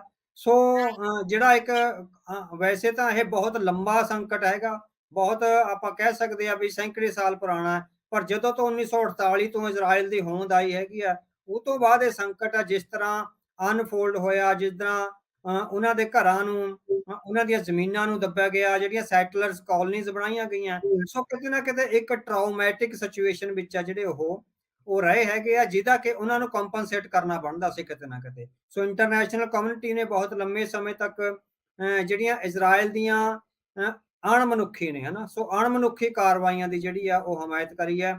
ਸੋ ਉਹਦੇ ਵਿੱਚ ਜਿਹੜਾ ਬਾਕੀ ਇਹਦੇ ਚੋਂ ਹੈਗਾ ਵੀ ਯਹੂਦੀ ਕੌਮ ਦਾ, ਸੋ ਇਹ ਪੋਲੀਟੀਕਲ ਲੀਡਰਾਂ ਦੀਆਂ ਜਿਹੜੀਆਂ ਗਲਤੀਆਂ ਨੇ ਉਹਦੇ ਵਿੱਚੋਂ ਯਹੂਦੀ ਕੌਮ ਦਾ ਐਜ਼ ਏ ਕੌਮ ਕੋਈ ਜਿਸ ਤਰ੍ਹਾਂ ਰੋਲ ਨਹੀਂ ਹੈ। ਬਹੁਤ ਸਾਰੇ ਜਿਹੜੇ ਯਹੂਦੀ ਭਾਈਚਾਰੇ ਦੇ ਜਿਹੜੇ ਚੰਗੇ ਲੋਕ ਨੇ ਉਹ ਇਹਨਾਂ ਜਿਹੜੀਆਂ ਆਪਾਂ ਕਹਿ ਸਕਦੇ ਵੀ ਐਡਵੈਂਚਰਿਸਟ ਕਾਰਵਾਈਆਂ ਨੇ ਉਹਦਾ ਵਿਰੋਧ ਕਰਦੇ ਆ, ਪਰ ਉਹਨਾਂ ਦੀ ਗੱਲ ਨਹੀਂ ਸੁਣੀ ਜਾਂਦੀ। ਸੋ ਪੋਲੀਟੀਕਲ ਲੀਡਰ ਆ ਜਿਹੜੇ ਆਪਣੇ ਮਿਲਟਰੀ ਮਾਈਟ ਨੂੰ ਜਿਸ ਤਰ੍ਹਾਂ ਅੱਗੇ ਵਧਾਉਣ ਲਈ ਉਹ ਆਮ ਜਿਹੜੇ ਸੁਹਿਰਦ ਲੋਕ ਨੇ ਉਹਨਾਂ ਦੀ ਗੱਲ ਨਹੀਂ ਸੁਣਦੀ। ਸੁਣੀ ਜਾਂਦੀ। ਇਸੇ ਲਈ ਜਿਹੜਾ ਇਹ ਹੁੰਦਾ ਵੀ ਜਿਹੜੀ ਇਜ਼ਰਾਈਲ ਦੀ ਸਰਕਾਰ ਦੇ ਖਿਲਾਫ ਇੰਟਰਨੈਸ਼ਨਲੀ ਗੁੱਸਾ ਆਉਂਦਾ, ਉਹਨੂੰ ਐਂਟੀ-ਸੈਮਿਟਿਜ਼ਮ ਕਹਿ ਦਿਆ ਜਾਂਦਾ ਮੁੜ ਕੇ, ਹਨਾ। ਉਹ ਹਨਾ ਮਤਲਬ ਕਿ ਐਂਟੀ-ਸੈਮਿਟਿਜ਼ਮ ਹੋਰ ਗੱਲ ਹੈਗੀ ਆ, ਇਜ਼ਰਾਈਲੀ ਸਰਕਾਰ ਦੇ ਖਿਲਾਫ ਜਿਹੜਾ ਗੁੱਸਾ ਉਹ ਹੋਰ ਗੱਲ ਹੈਗੀ ਆ। ਪਰ ਉਹ ਰਲ-ਗੱਡ ਕਰ ਰਹੇ ਨੇ। ਇਜ਼ਰਾਈਲੀ ਸਰਕਾਰ ਦੀਆਂ ਜਿਹੜੀਆਂ ਅਣਮਨੁੱਖੀ ਕਾਰਵਾਈਆਂ ਨੇ, ਉਹਨਾਂ ਦੇ ਖਿਲਾਫ ਤਾਂ ਗੁੱਸਾ ਹੁੰਦਾ, ਪਰ ਆਮ ਇਜ਼ਰਾਈਲੀਆਂ ਦੇ ਖਿਲਾਫ ਜਾਂ ਯਹੂਦੀ ਕੌਮ ਦੇ ਖਿਲਾਫ ਕਿਸੇ ਦੇ ਮਨ ਵਿੱਚ ਵੀ ਇਸ ਤਰ੍ਹਾਂ ਦੀ ਘਿਰਨਾ, ਨਫ਼ਰਤ ਜਾਂ ਉਸ ਤਰ੍ਹਾਂ ਨਹੀਂ ਹੈ। ਇਹ ਜਦੋਂ ਜੰਗ ਲੱਗਦੀ ਹੈ, ਉਦੋਂ ਹੀ ਇਹ ਸਾਰੀਆਂ ਜਿਹੜੀਆਂ ਗੱਲਾਂ ਨੇ ਅਬਰਪਟ ਹੁੰਦੀਆਂ ਨੇ, ਜਿਹਦਾ ਕਿ ਇਜ਼ਰਾਈਲ ਦੀ ਮਿਲਟਰੀ ਮਾਈਟ ਨੂੰ ਔਰ ਪੋਲੀਟੀਕਲ ਲੀਡਰਸ਼ਿਪ ਨੂੰ ਸਮਝਣਾ ਚਾਹੀਦਾ ਹੈ। ਨਹੀਂ, ਇਹ ਕਿਤੇ ਨਾ ਕਿਤੇ ਅਵਤਾਰ ਸਿੰਘ ਜੀ, ਇਹ ਪੈਰਲਲੀ ਇਹ ਲੱਗ ਰਿਹਾ ਵੀ ਜਿੱਦਾਂ ਨਿਤਨਿਆਹੂ ਚੱਲ ਰਿਹਾ ਵੀ ਜੇ ਮੇਰੀ ਸਰਕਾਰ ਉਲਟ ਜਾਂ ਸਾਡੀ ਪਾਲਿਸੀ ਉਲਟ ਕੋਈ ਬੋਲਦਾ ਵੀ ਇਹ ਯਹੂਦੀਆਂ ਦੇ ਉਲਟ, ਆਪਾਂ ਸੇਮ ਥਿੰਗ ਹੀ ਮੋਦੀ ਦਾ ਵਰਤਾਰਾ ਵੀ ਦੇਖਦੇ ਹਾਂ ਵੀ ਜੇ ਕੋਈ ਮੋਦੀ ਜਾਂ ਭਾਰਤ ਦੀ ਸਰਕਾਰ ਦੀ ਆਲੋਚਨਾ ਕਰਦਾ ਆ, ਉਹ ਐਂਟੀ ਹਿੰਦੂ ਦੇ ਨਾਂ ਦੇ ਉੱਤੇ ਜਿਹੜਾ ਉਹ ਖਿੱਚੀ ਜਾਂਦੇ ਆ।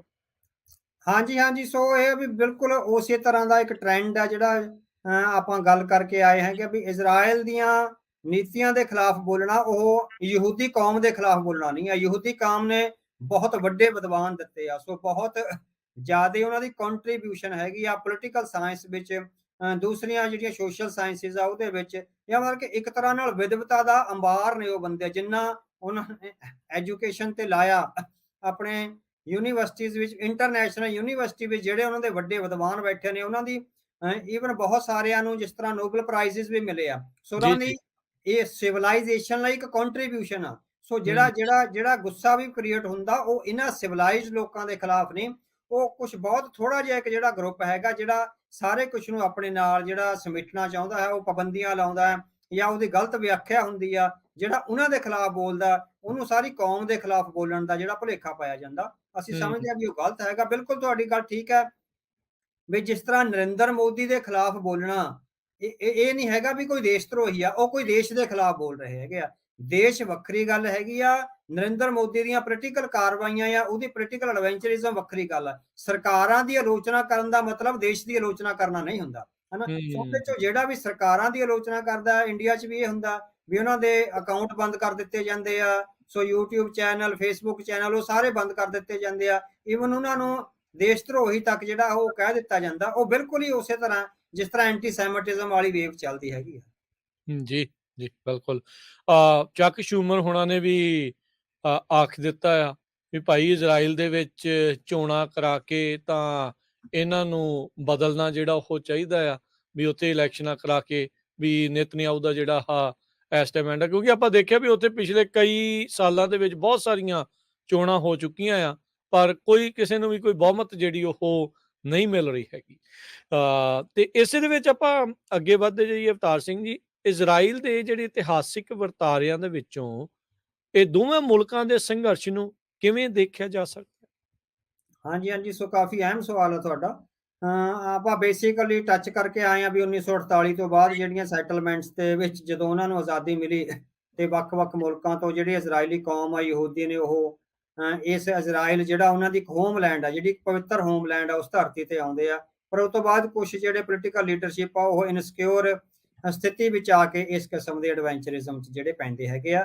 ਪਰ ਇਹ ਤੋਂ ਬਿਨਾਂ ਇੱਕ ਤਰ੍ਹਾਂ ਨਾਲ ਜਿਹੜੇ ਇਹਦੀਆਂ ਇਤਿਹਾਸਕ ਜੜ੍ਹਾਂ ਨੇ, ਜਦੋਂ ਉਹਦੀ ਘੋਖ ਕਰਦੇ ਹੈਗੇ ਆ, ਤਾਂ ਇਹ ਜਿਹੜਾ ਸੰਘਰਸ਼ ਹੈਗਾ 1950 ਦੇ ਵਿੱਚ ਹੀ ਸ਼ੁਰੂ ਹੋ ਜਾਂਦਾ ਹੈਗਾ ਥੋੜਾ-ਥੋੜਾ।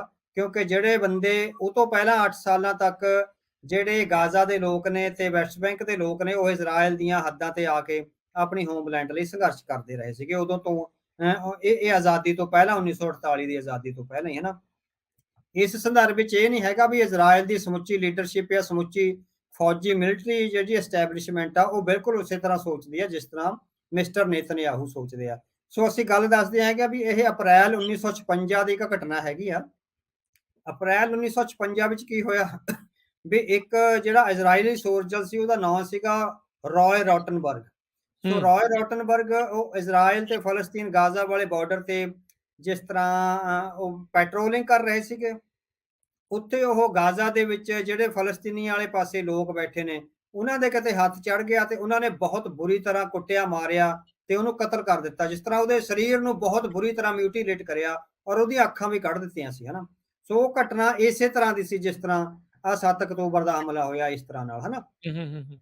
ਉਸ ਵੇਲੇ ਜਿਹੜੇ ਇਜ਼ਰਾਈਲ ਦੀ ਆਈਡੀਐਫ ਆ, ਜਿਹੜੀ ਆ ਮਿਲਟਰੀ ਇੰਟੈਲੀਜੈਂਸ ਜਾਂ ਮਿਲਟਰੀ ਹੈਗੀ ਆ, ਇੰਟਰਨੈਸ਼ਨਲ ਡਿਫੈਂਸ ਫੋਰਸ, ਜਿਹੜੀ ਹੁਣ ਗਾਜ਼ਾ ਵਿੱਚ ਕਾਰਵਾਈਆਂ ਕਰ ਰਹੀ ਆ, ਆਈਡੀਐਫ ਹੈਗੀ ਆ।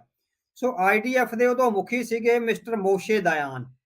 ਸੋ ਉਹ ਜਿਸ ਤਰ੍ਹਾਂ ਬਹੁਤ ਵੱਡੇ ਵਿਦਵਾਨ ਵੀ ਸੀ ਤੇ ਮਿਲਟਰੀ ਦੇ ਬਹੁਤ ਵੱਡੇ ਆਪਾਂ ਕਹਿ ਸਕਦੇ ਹਾਂ ਵੀ ਐਸਟੈਬਲਿਸ਼ਮੈਂਟ ਦੇ ਉਹ ਬਹੁਤ ਸਿਆਣੇ ਲੀਡਰ ਸੀ। ਮੋਸ਼ੇ ਦਾਇਆਨ ਆ ਜਿਹੜੇ, ਉਹ ਕਿਉਂਕਿ ਆਈਡੀਐਫ ਦੇ ਚੀਫ ਸੀ ਤੇ ਉਹ 21 ਸਾਲਾਂ ਦੇ ਜਿਹੜਾ ਫੌਜੀ ਨੌਜਵਾਨ ਸੀ। ਇੱਕਦਮ ਉਹ ਜਾਂਦੇ ਆ ਉੱਥੇ ਇਜ਼ਰਾਈਲ ਗਾਜ਼ਾ ਬਾਰਡਰ ਤੇ ਉਹਦੀ ਬਾਡੀ ਆ ਜਿਹੜੀ ਉਹ ਲੈ ਕੇ ਆਉਂਦੇ ਆ।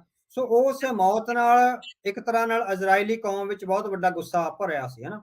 ਸੋ ਆਪਾਂ ਹੁਣ ਡਿਫਰੈਂਸ਼ੀਏਟ ਕਰਦੇ ਆ ਨੇਤਨਯਾਹੂ ਦੀਆਂ ਨੀਤੀਆਂ ਨੂੰ ਤੇ ਮੋਸ਼ੇ ਦਾਇਆਨ ਦੀਆਂ ਨੀਤੀਆਂ ਨੂੰ, ਹਨਾ। ਠੀਕ ਸੋ ਹੈ ਜੀ। ਇਜ਼ਰਾਈਲੀ ਕੌਮ ਉਦੋਂ ਵੀ ਲੱਗਿਆ ਸੀਗਾ ਵੀ ਸਾਡੇ ਤੇ ਹਮਲਾ ਹੋਇਆ ਤੇ ਆਪਾਂ ਨੂੰ ਜਿਹੜਾ ਇੱਟ ਦਾ ਜਵਾਬ ਆ ਪੱਥਰ ਨਾਲ ਦੇਣਾ ਪੈਣਾ। ਪਰ ਹੂੰ, ਹੁਣ ਹੂੰ। ਤੁਸੀਂ ਦੇਖੋ ਵੀ ਆਈਡੀਐਫ ਦਾ ਮੁਖੀ ਹੋਵੇ, ਉਹਨੇ ਜੋ ਗੱਲਾਂ ਕਰੀਆਂ, ਉਹ ਕਹਿੰਦੇ ਵੀ ਉਹ ਕਹਿੰਦਾ ਇਹਦੇ ਲਈ ਜਿਹੜੇ ਗਾਜ਼ਾ ਦੇ ਲੋਕ ਆ ਉਹ ਜ਼ਿੰਮੇਵਾਰ ਨਹੀਂ ਆ, ਜ਼ਿੰਮੇਵਾਰ ਅਸੀਂ ਆ। ਇਹ ਮੋਸ਼ੇ ਦਾਇਆਨ ਨੇ ਕਿਹਾ ਸੀ, ਹੂੰ, ਹੂੰ, ਹੂੰ, ਜਿਹੜੇ ਹੂੰ। ਆਈਡੀਐਫ ਦੇ ਮੁਖੀ ਆ। ਉਹ ਕਹਿੰਦਾ ਵੀ ਅਸੀਂ ਕਿੰਨੇ ਸਾਲਾਂ ਤੋਂ ਉਹਨਾਂ ਦੀ ਬੇਪਤੀ ਤੇ ਬੇਇੱਜ਼ਤੀ ਕਰ ਰਹੇ ਹੈਗੇ ਆ, ਹਨਾ। ਵੀ ਉਹਨਾਂ ਦੀਆਂ ਸਮੱਸਿਆਵਾਂ ਨੂੰ ਅਸੀਂ ਸਮਝਣ ਦਾ ਯਤਨ ਨਹੀਂ ਕਰ ਰਹੇ ਹੈਗੇ। ਇਹ ਹੋਣਾ ਹੀ ਸੀ, ਇਹ ਵਾਰ-ਵਾਰ ਹੋਏਗਾ। ਉਹਨੇ ਮੋਸ਼ੇ ਦਾਇਆਨ ਨੇ ਇਹ ਕਿਹਾ ਸੀਗਾ ਨਾ। ਉਹ ਕਹਿੰਦਾ ਵੀ 8 ਸਾਲਾਂ ਤੋਂ ਉਹ ਰਿਫਿਊਜੀ ਕੈਂਪ ਵਿੱਚ ਰਹਿ ਰਹੇ ਹੈਗੇ। ਉਹਨਾਂ ਦੀਆਂ ਰਿਫਿਊਜੀ ਕੈਂਪਾਂ ਵਿੱਚ ਗਾਜ਼ਾ ਵਾਲੇ ਪਾਸੇ ਕਿਸ ਕਿਸਮ ਦੀ ਹਾਲਾਤ ਆ, ਹਨਾ। ਉਹ ਕਹਿੰਦਾ ਵੀ ਜਿਹੜੇ ਇਸ ਰਿਫਿਊਜੀ ਕੈਂਪ ਵਿੱਚ ਲੋਕ ਰਹਿ ਰਹੇ ਆ ਨਾ, ਜਾਂ ਤਾਂ ਇਹਨਾਂ ਵਿੱਚੋਂ ਹੀ ਜਾਂ ਫਿਰ ਇਹਨਾਂ ਦੇ ਜਿਹੜੇ ਬੱਚੇ ਪੈਦਾ ਹੋਏ ਆ, ਉਹਨਾਂ ਵਿੱਚੋਂ ਜਦੋਂ ਬੱਚੇ ਜਵਾਨ ਹੋਣਗੇ, ਉਹ ਸਾਡੇ ਵੱਲੋਂ ਕੀਤੀਆਂ ਹੋਈਆਂ ਵਧੀਕੀਆਂ ਦਾ ਜਿਹੜਾ ਬਦਲਾ ਲੈਣਗੇ, ਹਨਾ। ਸੋ ਮੋਸ਼ੇ ਦਾਇਆਨ ਦੀ ਉਹ ਜਿਹੜੀ ਭਵਿੱਖਬਾਣੀ ਆ ਨਾ, 7 ਅਕਤੂਬਰ ਨੂੰ ਉਹ ਇੱਕ ਤਰ੍ਹਾਂ ਨਾਲ ਸੱਚੀ ਸਾਬਤ ਹੋਈ ਆ। ਸੋ ਹੂੰ। ਜਿਹੜਾ 7 ਅਕਤੂਬਰ ਨੂੰ ਜਿਹੜਾ ਨਾ ਜਿਸ ਬੰਦੇ ਨੇ ਮਾਸਟਰਮਾਈਂਡ ਆ ਜਿਹੜਾ, ਉਹਦਾ ਨਾਂ ਹੈਗਾ ਯਹੀਆ ਸਿਨਵਰ, ਜਿਹੜਾ ਹਮਾਸ ਦਾ ਲੀਡਰ ਆ ਨਾ, ਯਹੀਆ ਸਿਨਵਰ, ਜਿਹਨੇ ਇਹ 7 ਅਕਤੂਬਰ ਵਾਲਾ ਜਿਹੜਾ ਅਟੈਕ ਮਾਸਟਰਮਾਈਂਡ ਕਰਿਆ। ਉਹ ਉਸੇ ਗਾਜ਼ਾ ਬਾਰਡਰ ਤੇ ਉਦੋਂ ਛੋਟੇ ਬੱਚੇ ਦੇ ਤੌਰ ਤੇ ਰਹਿ ਰਿਹਾ ਸੀ, ਜਿੱਥੇ ਉਹਦਾ ਰੀਓ ਰੋਟਨਬਰਗ ਦਾ ਕਤਲ ਹੋਇਆ ਸੀ। 7-8 ਸਾਲ ਉਹਦੇ ਮਾਂ-ਬਾਪ ਆ ਜਿਹੜੇ ਉਸ ਗਾਜ਼ਾ ਬਾਰਡਰ ਤੇ ਰਿਫਿਊਜੀਆਂ ਦੀ ਹਾਲਤ ਵਿੱਚ ਰਹਿ ਰਹੇ ਸੀ, ਹਨਾ। ਸੋ ਮੋਸ਼ੇ ਦਾਇਆਨ ਦੀਆਂ ਉਹ ਭਵਿੱਖਬਾਣੀਆਂ ਨੇ ਜਿਹੜੀਆਂ, ਦੇਖੋ ਕਿੰਨੇ ਸਾਲਾਂ ਬਾਅਦ 1956 ਦੀ ਗੱਲ ਆ ਤੇ ਆਪਾਂ ਆ ਕੇ 2023 ਚ ਪਿਛਲੇ ਸਾਲ ਜਿਹੜਾ ਹੋਇਆ।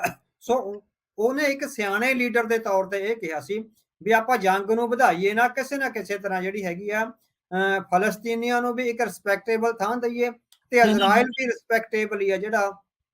ਜਿਹੜੀ ਡਬਲ ਨੇਸ਼ਨ ਵਾਲੀ ਥਿਊਰੀ ਹੈਗੀ ਆ, 2 ਨੇਸ਼ਨ ਵਾਲੀ, ਵੀ ਅਸੀਂ ਉਹਨੂੰ ਐਕਸੈਪਟ ਕਰਕੇ ਇਜ਼ਰਾਈਲੀਆਂ ਨੂੰ ਤੇ ਫਲਸਤੀਨੀਆਂ ਨੂੰ ਦੋਵਾਂ ਨੂੰ ਇੱਕ ਤਰ੍ਹਾਂ ਨਾਲ ਬਰਾਬਰ ਦੀ ਜਿਹੜੀ ਇੱਜ਼ਤ ਆ ਦੇ ਕੇ ਇਸ ਤਰ੍ਹਾਂ ਅੱਗੇ ਵਧਾਈਏ। ਪਰ ਹੁਣ ਇਹ ਦੇਖ ਰਹੇ ਹੈਗੇ ਵੀ ਜਿਹੜੇ ਬੈਂਜਨ ਨੇਤਨਯਾਹੂ ਆ, ਜਾਂ ਉਹ ਤੋਂ ਬਾਅਦ ਦੀ ਲੀਡਰਸ਼ਿਪ ਆਈ ਆ, ਸੋ ਉਹ ਤੋਂ ਬਾਅਦ ਬਹੁਤ ਕੁਝ ਹੋਇਆ ਵੀ ਲਗਾਤਾਰ ਉਹਨਾਂ ਦੇ ਕੌਨਫਲਿਕਟ ਵਧਦੇ ਰਹੇ। 1972 ਦੇ 올림픽 ਵੇਲੇ ਕਾਫੀ ਇਹਨਾਂ ਦੇ ਖਿਡਾਰੀਆਂ ਨੂੰ ਮਾਰ ਦਿੱਤਾ ਗਿਆ, ਫਿਰ ਇਜ਼ਰਾਈਲ ਦਿਆਂ ਨੂੰ। ਸੋ ਇੱਕ ਬੜੇ ਸੰਕਟ ਚੋਂ ਆ ਜਿਹੜਾ, ਸੋ ਇਹਨਾਂ ਨੇ ਵੀ ਦੁੱਖ ਸਹੇ ਆ, ਇਹਨਾਂ ਨੇ ਵੀ ਤਕਲੀਫਾਂ ਸਹੀਆਂ, ਪਰ ਉਹਦਾ ਇੰਟਰਨੈਸ਼ਨਲ ਕਮਿਊਨਿਟੀ ਦੇ ਹਿਸਾਬ ਨਾਲ ਕੋਈ ਜਿਹੜਾ ਵਧੀਆ ਹੱਲ ਨਿਕਲਣਾ ਚਾਹੀਦਾ ਸੀ, ਉਹ ਸੀਗਾ ਵੀ ਜਿਸ ਤਰ੍ਹਾਂ ਮੋਸ਼ੇ ਦਾਇਆਨ ਨੇ ਭਵਿੱਖਬਾਣੀਆਂ ਕਰੀਆਂ ਸੀ ਵੀ ਸਾਨੂੰ ਉਹਨਾਂ ਦੇ ਦਰਦ ਨੂੰ ਸਮਝ ਕੇ ਸਿਰਫ ਉਹਨਾਂ ਤੇ ਹਮਲਾ ਹੀ ਨਹੀਂ ਕਰਨਾ ਚਾਹੀਦਾ, ਉਹਨਾਂ ਨੂੰ ਨਾਲ ਬਿਠਾਲ ਕੇ ਉਹਨਾਂ ਦੇ ਨਾਲ ਗੱਲਬਾਤ ਕਰਕੇ ਆਪਾਂ ਨੂੰ ਕੋਈ 2 ਨੇਸ਼ਨ ਥਿਊਰੀ ਦਾ ਜਿਹੜਾ ਹੈਗਾ ਉਹ ਇੱਕ ਤਰ੍ਹਾਂ ਨਾਲ ਜਿਹੜਾ ਹੱਲ ਕੱਢ ਲੈਣਾ ਚਾਹੀਦਾ। ਸੋ ਸਾਨੂੰ ਲੱਗਦਾ ਵੀ ਅੱਜ ਦੀ ਸਥਿਤੀ ਵਿੱਚ ਵੀ ਮੋਸ਼ੇ ਦਾਇਆਨ ਦਾ, ਹੁਣ ਮੋਸ਼ੇ ਦਾਇਆਨ ਤੇ ਨੇਤਨਯਾਹੂ ਦਾ ਇਹੀ ਫਰਕ ਹੈ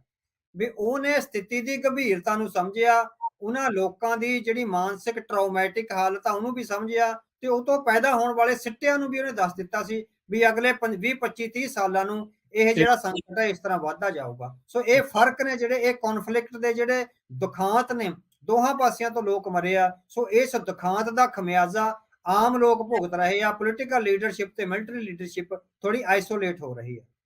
ਨਹੀਂ, ਬਿਲਕੁਲ। ਦੇਖੋ ਵੀ ਤੁਸੀਂ ਬੜੇ ਵਧੀਆ ਢੰਗ ਦੇ ਨਾਲ ਇਹ ਸਾਰਾ ਕੁਝ ਦੱਸਿਆ।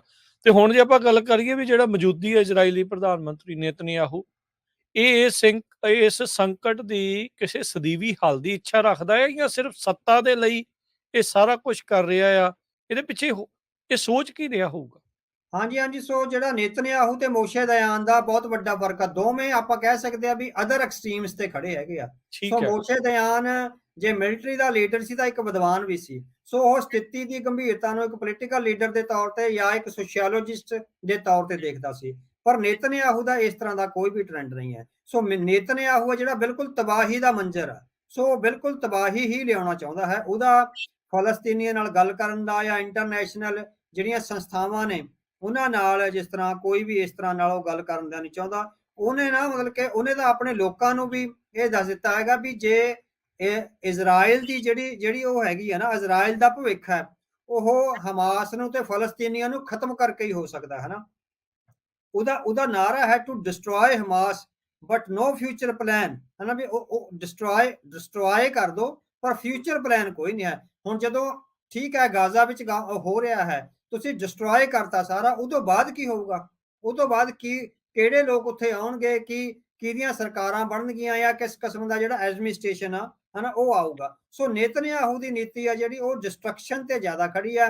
ਉਹ ਵਿਦਵਤਾ ਪਰ ਭਰਪੂਰ ਢੰਗ ਨਾਲ ਇਹ ਹੈਗਾ। ਹੁਣ ਤਾਂ ਉਹਨੇ ਆਪਣੇ ਲੋਕਾਂ ਨੂੰ ਵੀ ਇਹ ਦਰਸਾ ਰਿਹਾ ਹੋਇਆ ਵੀ ਅਸੀਂ ਜਿਹੜਾ ਹੈਗਾ ਵੀ ਉਹਨਾਂ ਨਾਲ ਜੰਗ ਲੜਦੇ ਹੋਏ ਵੀ ਜਿਹੜੇ ਸਿਕਿਉਰ ਰਹਿ ਸਕਦੇ, ਉਹ ਇਸ ਤਰ੍ਹਾਂ ਦੇ ਜਿਹੜੀਆਂ ਭਾਵਨਾ ਦੇ ਸਕਦਾ ਵੀ ਸਾਨੂੰ ਜਿਹੜਾ ਅਲਟੀਮੇਟ ਪੀਸ ਦੀ ਲੋੜ ਨਹੀਂ ਹੈ। ਸੋ ਇੱਥੋਂ ਤੱਕ ਦਾ ਜਿਹੜਾ ਉਹਨਾਂ ਦਾ ਸਿਧਾਂਤਕ ਆਸਪੈਕਟ ਆ।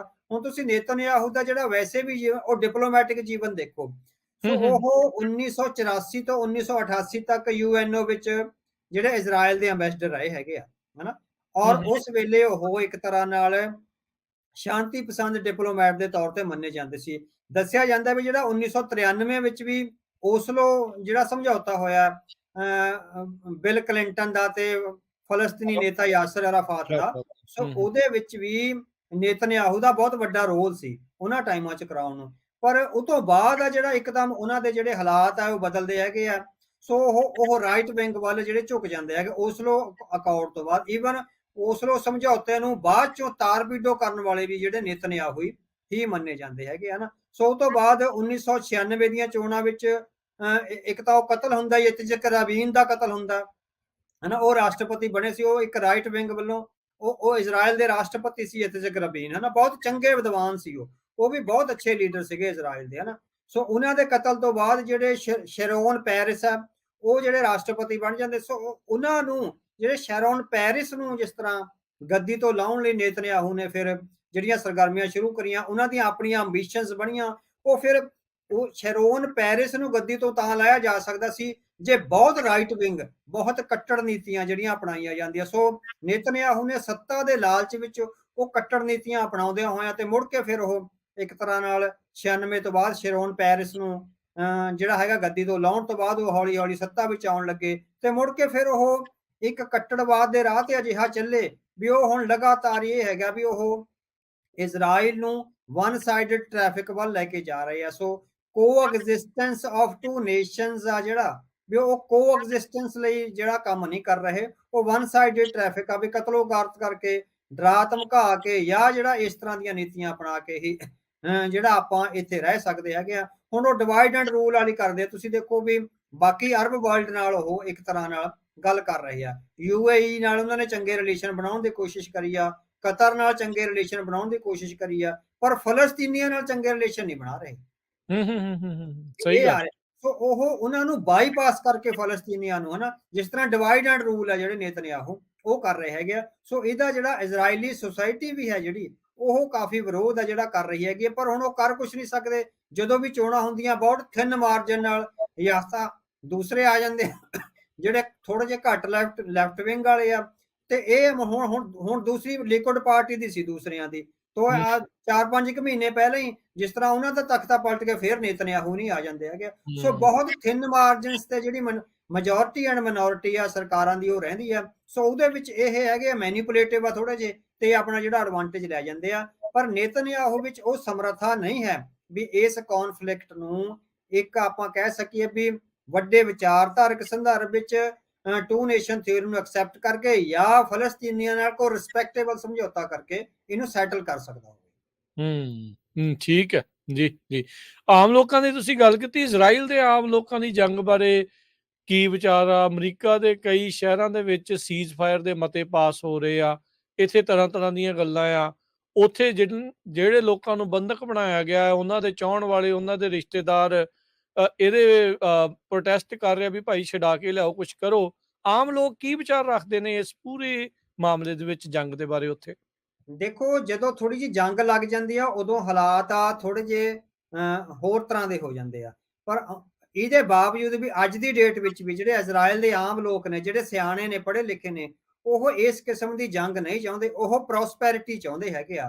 ਉਹ ਪੀਸ ਤੇ ਪ੍ਰੋਸਪੈਰਿਟੀ ਚਾਹੁੰਦੇ ਹੈਗੇ ਆ। ਸੋ ਪੀਸ ਐਂਡ ਪ੍ਰੋਸਪੈਰਿਟੀ ਆ ਜਿਹੜੀ, ਉਹ ਜਿਹੜੀਆਂ ਹੁਣ ਵੀ ਨਾ ਜਿਹੜੀਆਂ ਰੀਸੈਂਟ ਪੋਲਸ ਹੋਈਆਂ, ਜਿੱਦਾਂ ਜਿਹੜੀਆਂ ਜਿਸ ਤਰ੍ਹਾਂ ਆਮ ਅਖਬਾਰਾਂ ਤੇ ਹੋਰ ਕੰਪਨੀਆਂ ਕਰਦੀਆਂ ਹੈਗੀਆਂ ਲੋਕਾਂ ਦੇ ਵਿਚਾਰ ਜਾਣਨ ਲਈ, ਉਹਦੇ ਵਿੱਚ ਵੀ ਬਹੁਤ ਵੱਡੀ ਗਿਣਤੀ ਵਿੱਚ ਜਿਹੜੇ ਲੋਕ ਨੇ ਉਹ ਕਹਿ ਰਹੇ ਆ ਵੀ ਅਸੀਂ ਪੀਸਫੁਲੀ ਰਹਿਣਾ ਚਾਹੁੰਦੇ ਹੈਗੇ ਆ, ਹਨਾ। ਸੋ ਉਹਨਾਂ ਦਾ ਜੰਗ ਨਾਲ ਇਸ ਤਰ੍ਹਾਂ ਦਾ ਕੋਈ ਸੰਬੰਧ ਨਹੀਂ ਹੈ। ਸੋ ਜਿਹੜੇ ਆਪਾਂ ਟੈਲੀਵਿਜ਼ਨ ਚੈਨਲਾਂ ਤੇ ਨਾਰੇ ਮਾਰਦੇ ਦੇਖਦੇ ਹੈਗੇ ਆ ਇਜ਼ਰਾਈਲ ਦੇ ਵਿੱਚ ਵੀ, ਉਹ ਇੰਨੀ ਜ਼ਿਆਦਾ ਵੱਡੀ ਗਿਣਤੀ ਵਿੱਚ ਲੋਕ ਨਹੀਂ ਹੈਗੇ, ਹਨਾ। They want to live coexistently with Palestinian people, ਹਨਾ। ਸੋ ਉਹਨਾਂ ਨਾਲ ਚੰਗੀ ਤਰ੍ਹਾਂ ਰਹਿਣਾ ਚਾਹੁੰਦੇ ਹੈਗੇ ਆ।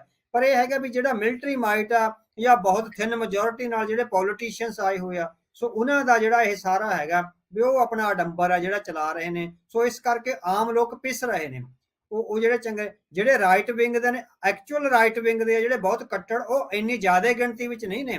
ਸਾਰੀ ਸੁਸਾਇਟੀ ਰਾਈਟ ਵਿੰਗ ਨਹੀਂ ਹੁੰਦੀ। ਸੋ ਇਜ਼ਰਾਈਲੀ ਜਾਂ ਜਿਊਜ਼ ਆ ਜਿਹੜੇ, ਉਹ ਇੱਕ ਇੰਨੇ ਪੜ੍ਹੇ ਲਿਖੇ, ਸੰਜੀਦਾ ਔਰ ਗਲੋਬਲ ਇਕੋਨਮੀ ਨੂੰ, ਗਲੋਬਲ ਪੋਲਾਈਟੀ ਨੂੰ, ਤੇ ਈਵਨ ਕਹਿ ਸਕਦੇ ਹਾਂ ਵੀ ਗਲੋਬਲ ਅਕੈਡਮੀਸ਼ੀਆ ਨੂੰ ਚਲਾਉਣ ਵਾਲੇ ਲੋਕ ਇਸ ਤਰ੍ਹਾਂ ਫਿਰਕੂ ਜਾਂ ਕੱਟੜ ਨਹੀਂ ਹੋ ਸਕਦੇ, ਹਨਾ। ਸੋ ਆਮ ਲੋਕ ਇਸ ਤਰ੍ਹਾਂ ਨਹੀਂ ਨੇ। ਸੋ ਇੱਕ ਬਹੁਤ ਛੋਟੀ ਮੈਜੋਰਿਟੀ ਮਾਈਨੋਰਿਟੀ ਆ ਜਿਹੜੀ ਇਹ ਸਾਰੇ ਕੁਝ ਨੂੰ ਹੱਲਾ ਅੱਗੇ ਕਰ ਰਹੀ ਆ। ਸੋ ਆਮ ਲੋਕਾਂ ਦੀਆਂ ਜਿੰਨੀਆਂ ਵੀ ਪੋਲਸ ਹੋਈਆਂ ਨੇ, ਉਹ ਕੋਐਗਜ਼ਿਸਟੈਂਸ ਲਈ ਪੀਸਫੁਲੀ ਤੇ ਪ੍ਰੋਸਪੈਰਿਟੀ ਨਾਲ ਰਹਿਣਾ ਚਾਹੁੰਦੇ ਹੈਗੇ। ਜੀ ਜੀ ਜੀ, ਬਿਲਕੁਲ। ਅਗਲੀ ਆਪਾਂ ਇਸੇ ਦੇ ਵਿੱਚ ਗੱਲ ਨੂੰ ਅੱਗੇ ਵਧਾਉਂਦੇ ਆ।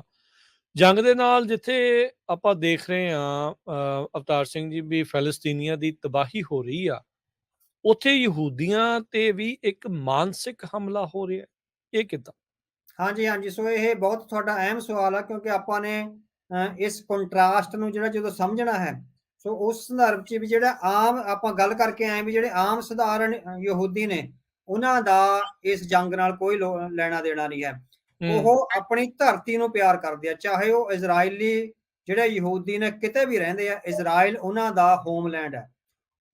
ਉਹ ਆਪਣੀ ਧਰਤੀ ਨੂੰ ਪਿਆਰ ਕਰਦੇ ਆ। ਸੋ ਉਹਦੇ ਚੋਂ ਬਹੁਤ ਸਾਰੇ, ਹੁਣ ਇਜ਼ਰਾਈਲ ਤੋਂ ਬਾਅਦ ਸਭ ਤੋਂ ਜ਼ਿਆਦਾ ਜਿਹੜੇ ਯਹੂਦੀ ਨੇ ਉਹ ਅਮਰੀਕਾ ਵਿੱਚ ਰਹਿੰਦੇ ਆ। ਸੋ ਅਮਰੀਕਾ ਨੂੰ ਉਹ ਆਪਣਾ ਸੈਕੰਡ ਹੋਮ ਮੰਨਦੇ ਹੈਗੇ ਆ। ਜਿਹੜਾ ਤੁਹਾਡਾ ਸਵਾਲ ਆ, ਉਹ ਇਸੇ ਤਰ੍ਹਾਂ ਵੀ ਅਮਰੀਕਾ ਤੋਂ ਛਪਦੇ ਦਾ ਅਟਲਾਂਟਿਕ ਨਿਊਜ਼ਪੇਪਰ ਨੇ ਇੱਕ ਬਹੁਤ ਵੱਡੀ ਰਿਪੋਰਟ ਛਾਪੀ ਹੈਗੀ ਆ।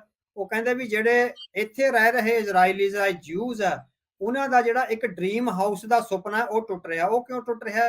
ਵੀ ਜਿਹੜੀ ਜੰਗ ਦੇ ਖਿਲਾਫ ਵਿਰੋਧ ਹੋ ਰਹੇ ਆ ਨਾ, ਉਹ ਜੰਗ ਦੇ ਖਿਲਾਫ ਜਿਹੜੇ ਵਿਰੋਧ ਆ, ਉਹ ਜੰਗ ਦੇ ਖਿਲਾਫ ਨਹੀਂ ਰਹਿ ਗਏ। ਬਿਲਕੁਲ ਉਸੇ ਤਰ੍ਹਾਂ ਜਿਸ ਤਰ੍ਹਾਂ ਆਪਾਂ ਕਹਿ ਸਕਦੇ ਵੀ ਨੇਤਨਯਾਹੂ ਦੀ ਜੰਗ ਆ ਜਿਹੜੀ, ਉਹ ਕੁਝ ਲੋਕਾਂ ਦੇ ਖਿਲਾਫ ਨਹੀਂ ਰਹਿ ਗਈ, ਇੱਕ ਪੂਰੀ ਕੌਮ ਦੇ ਖਿਲਾਫ ਸਿੱਧਤ ਹੋਈ ਆ।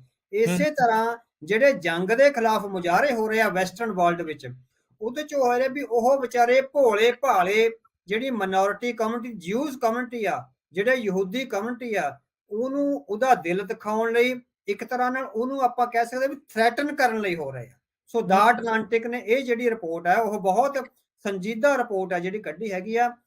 ਉਹਨਾਂ ਨੇ ਬਹੁਤ ਸਾਰੇ, ਇੱਕ ਲੇਡੀ ਦਾ ਜਿਸ ਤਰ੍ਹਾਂ ਜ਼ਿਕਰ ਕਰਿਆ, ਕਹਿੰਦੇ ਵੀ ਮੇਰੀ 16 ਸਾਲ ਦੀ ਬੱਚੀ ਦਾ ਮੈਨੂੰ ਫੋਨ ਆਉਂਦਾ, ਉਹ ਸਿਲੀਕਨ ਵੈਲੀ ਵਿੱਚ ਕੰਮ ਕਰਦੇ ਹੈਗੇ ਆ, ਬਰਕਲੇ ਹਾਈ ਸਕੂਲ ਵਿੱਚ ਉਹਨਾਂ ਦੀ ਬੱਚੀ ਆ। ਉਹ ਕਹਿੰਦਾ ਵੀ ਇੰਨੀ ਡਰੀ ਹੋਈ ਸੀ, ਉਹ ਕਹਿੰਦੀ ਮੰਮਾ ਵੀ ਮੈਨੂੰ ਇੱਥੋਂ ਲੈ ਜਾ, ਕਿਉਂਕਿ ਸਾਡੇ ਸਕੂਲ ਵਿੱਚ ਵਾਕ ਆਊਟ ਹੋ ਰਿਹਾ ਫਲਸਤੀਨ ਦੇ ਹੱਕ ਵਿੱਚ। ਪਰ ਜਿਹੜੇ ਨਾਰੇ ਮਾਰੇ ਜਾ ਰਹੇ ਆ ਉਹ ਇੰਨੇ ਖਤਰਨਾਕ ਨੇ, ਉਹ ਇਸ ਤਰ੍ਹਾਂ ਨੇ ਵੀ ਜਿਸ ਤਰ੍ਹਾਂ ਇਜ਼ਰਾਈਲੀਆਂ ਦੇ ਗਲ ਵੱਢ ਦਿੱਤੇ ਜਾਣਗੇ। ਇੰਨੇ ਥ੍ਰੈਟਨਡ ਨੇ ਇਜ਼ਰਾਈਲੀ ਤੇ ਜੂ ਸਟੂਡੈਂਟਸ ਦੇ ਖਿਲਾਫ, ਵੀ ਸਾਨੂੰ ਇਸ ਤਰ੍ਹਾਂ ਦੀਆਂ ਨਜ਼ਰਾਂ ਨਾਲ ਦੇਖਿਆ ਜਾ ਰਿਹਾ ਜਿੱਦਾਂ ਅਸੀਂ ਜੰਗ ਲੜ ਰਹੇ ਹੋਈਏ, ਔਰ ਇਹ ਜਿਹੜੇ ਪ੍ਰੋ ਫਲਸਤੀਨੀ ਜਿਹੜੇ ਮੁਜ਼ਾਹਰਾਕਾਰੀ ਨੇ, ਉਹ ਸਾਡਾ ਕਤਲ ਕਰ ਦੇਣਗੇ, ਮਤਲਬ ਕਿ ਸਾਡੀ ਲਾਈਫ ਥ੍ਰੈਟਨਡ ਹੋਈ ਪਈ ਆ। ਸੋ ਇਹ ਹੈਗਾ ਵੀ ਜਿਹੜੇ ਮੁਜ਼ਾਹਰੇ ਜੰਗ ਦੇ ਖਿਲਾਫ ਹੋ ਰਹੇ ਆ, ਉਹ ਡੈਮੋਕ੍ਰੈਟਿਕ ਪ੍ਰੋਸੈਸ ਵਿੱਚ ਨਹੀਂ ਰਹੇ, ਉਹ ਵੀ ਆਪਣੀਆਂ ਹੱਦਾਂ ਪਾਰ ਕਰ ਗਏ ਨੇ।